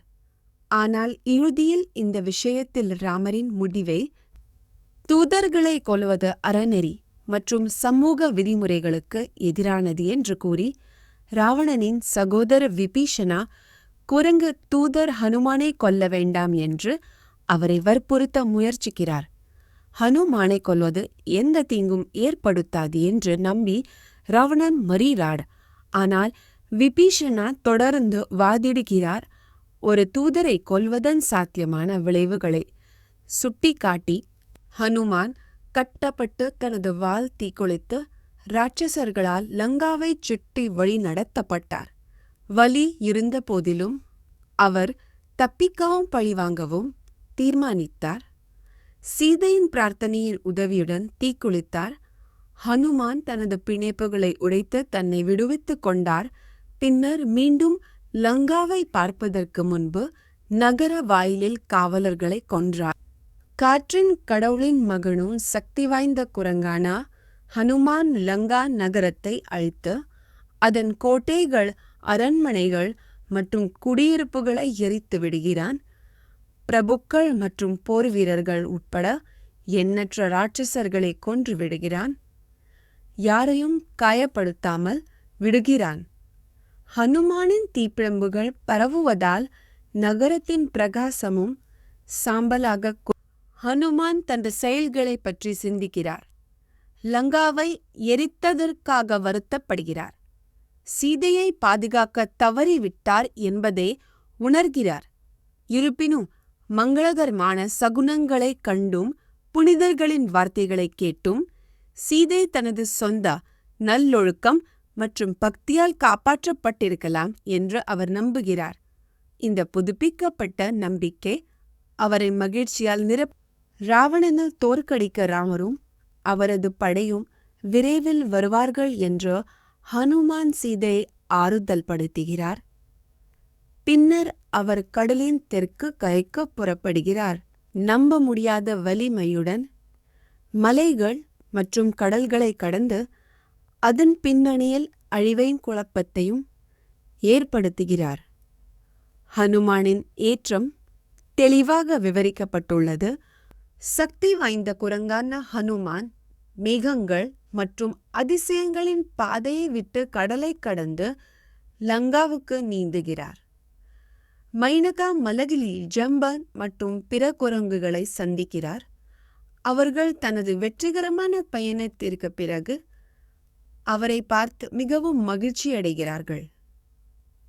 ஹனுமான் சீதையை பார்த்ததாக கூறுகிறார். ஆனால் அவரது கத்தரி சொற்களில் ஒரு சுருக்கமான சுருக்கம் இங்கே ஹனுமான் குரங்கு தூதர் சீதையை கண்பிடிக்க லங்காவுக்கு வருகிறார். அவர் ராவணன் உள்கிருப்புக்குள் நுழைகிறார். ஆனால் அவளை அங்கு காணவில்லை. பின்னர் அவர் ஒரு அசோக மரத்தில் சீதையை காண்கிறார். சோர்வாகவும் ராமர் மற்றும் சுக்ரீவரின் முயற்சிகளை பாராட்டிய ஹனுமான் அவர்கள் ராவணனை போரில் தோற்கடிப்பார்கள் என்று கூறினார். ராவணனால் சிறைபிடிக்கப்பட்ட சீதாவுடன் அவர் சந்தித்ததையும் அவர் விவரிக்கிறார். ஹனுமான் குரங்குகளை உரையாற்றுகிறார். அவர்கள் ஒன்றாக சேர்ந்து லங்காவையும் அதன் குடிமக்களையும் அழிக்க முடியும் என்றும் தானாகவே வாலியின் மகன் அங்கதா குரங்கு வீரர்களை லங்காவுக்குச் சென்று ராவணனை தோற்கடித்து சீதையை காப்பாற்றுமாறு அறிவுறுத்துகிறார். ஆனால் ஜம்பவன் அதற்கு எதிராக அறிவுறுத்துகிறார். அவர்கள் தெற்கு பகுதியை தேடுவதற்கான தங்கள் அசல் பணியை பின்பற்றுவதாக கூறுகிறார். ஜான்லி சொற்களில் உள்ள உரியின் சுருக்கம் இங்கே அங்கடா மற்றும் ஹனுமான் தலைமையிலான வீர குரங்குகள் ததிமுகாவால் பாதுகாக்கப்பட்ட மதுவனா தலைமைத மொழியிலான வீர குரங்குகள் ததிமுகாவால் பாதுகாப்பதையும் பேரழிவையும் ஏற்படுத்துகின்றன. ததிமுகா அவர்களை தடுக்க முயற்சிக்கிறார். ஆனால் அவர்கள் தங்கள் வலிமை மற்றும் குடிப்பழக்கத்தால் அவரை கட்டுப்படுத்துகிறார். ஹனுமான் குரங்குகளை மதுவனா பழத்தோட்டத்திற்கு அழைத்து செல்கிறார். அங்கு அவர்கள் தேன் குடித்து குழப்பத்தை ஏற்படுத்துகிறார்கள். பணியாளர்களும் காவலர்களும் கொடிபோதையில் உள்ள குரங்குகளால் தாக்கப்படுகிறார்கள். ஒரு பெரிய மரத்தால் துரத்த வழிவகுக்கிறார். ஹனுமான் ததிமுகாவை தோற்கடிக்கிறார். அங்கடா தலைமையிலான குரங்குகளின் குழுவால் தனது பழத்தோட்டம் மதுவனா அளிக்கப்பட்டதாக குரங்கு மன்னரான சுக்ரீவாவிடம் ததிமுகா தெரிவிக்கிறார். சீதையை கண்டுபிடிக்கும் பணியில் அவர்கள் வெற்றி பெற்றதாக சுக்ரீவா நம்புகிறார். மேலும் பழத்தோட்டத்தை பாதுகாக்கவும் மேலும் அறிவுறுத்தல்களுக்காக ஹனுமானின் குழுவை மீண்டும் அழைத்து வரவும் ததிமுகாவே அங்கதா சீதையின் இருப்பிடத்தை பாதுகாப்பதாக சொல்லி சுக்ரீவிடம் திரும்பி வந்து அவளை கைது செய்தவர்களை கிஷ்கிந்தாவுக்கு வருமாறு வற்புறுத்தினார். அங்கதா மற்றும் ஹனுமான் தலைமையிலான குரங்குகள் தங்கள் வெற்றியை கண்டு மகிழ்ச்சியடைந்து சீதையின் பாதுகாப்பான இருப்பை உறுதிப்படுத்தி ராமரை சந்திக்க தொடர்ந்தன. சீதை லங்காவில் அடைக்கப்பட்டதை ராமரின் குரங்குகள் அவரிடம் விவரிக்கின்றன. சீதையை பார்த்த குரங்கான ஹனுமான் அவரது நிலைமையை விவரிக்கிறது. அவள் பேய்களால் அடைக்கப்பட்டிருக்கிறாள். அவர்களால் அவதூறு செய்கிறாள். அவனுக்காக இறக்க தயாராக இருக்கிறாள். ஜனகன் சீதாவுக்கு கொடுத்த நகையைக் கண்டு ராமர் துக்கத்தில் மூழ்கி விடுகிறார். அவர்களின் திருமணத்தையும் அவரது மாமாவின் கருணையையும் நினைவு கூர்கிறார். இதனால் சீதாவுக்காக அவர் மேலும் ஏங்குகிறார். ராமர் ஹனுமானிடம் சீதை சொன்னதை சொல்லுமாறு கெஞ்சுகிறார். ஏனெனில் அவரது வார்த்தைகளே இந்த துக்கமான நேரத்தில் மற்றும் அவரது அன்பான மனைவியிடமிருந்து ஹனுமான் ஒரு குரங்கு போர்வீரன் ராவணனால் பிடிக்கப்பட்ட ராமரின் மனைவி சீதாவுடன் உரையாடுகிறான். தான் உயிருடன் இருக்கிறேன் என்று ராமருக்கு தெரிவிகள தன்னை காப்பாற்ற உதவிகளை அனுப்பவும் அவள் ஹனுமானிடம் கேட்கிறாள். ஹனுமான் சீதைக்கு உறுதியளிக்கிறார். ராமர் விரைவில் தனது சகோதரர் லட்சுமணன் மற்றும் அவரது கூட்டாளிகள் மற்றும் கரடிகளுடன் அவளை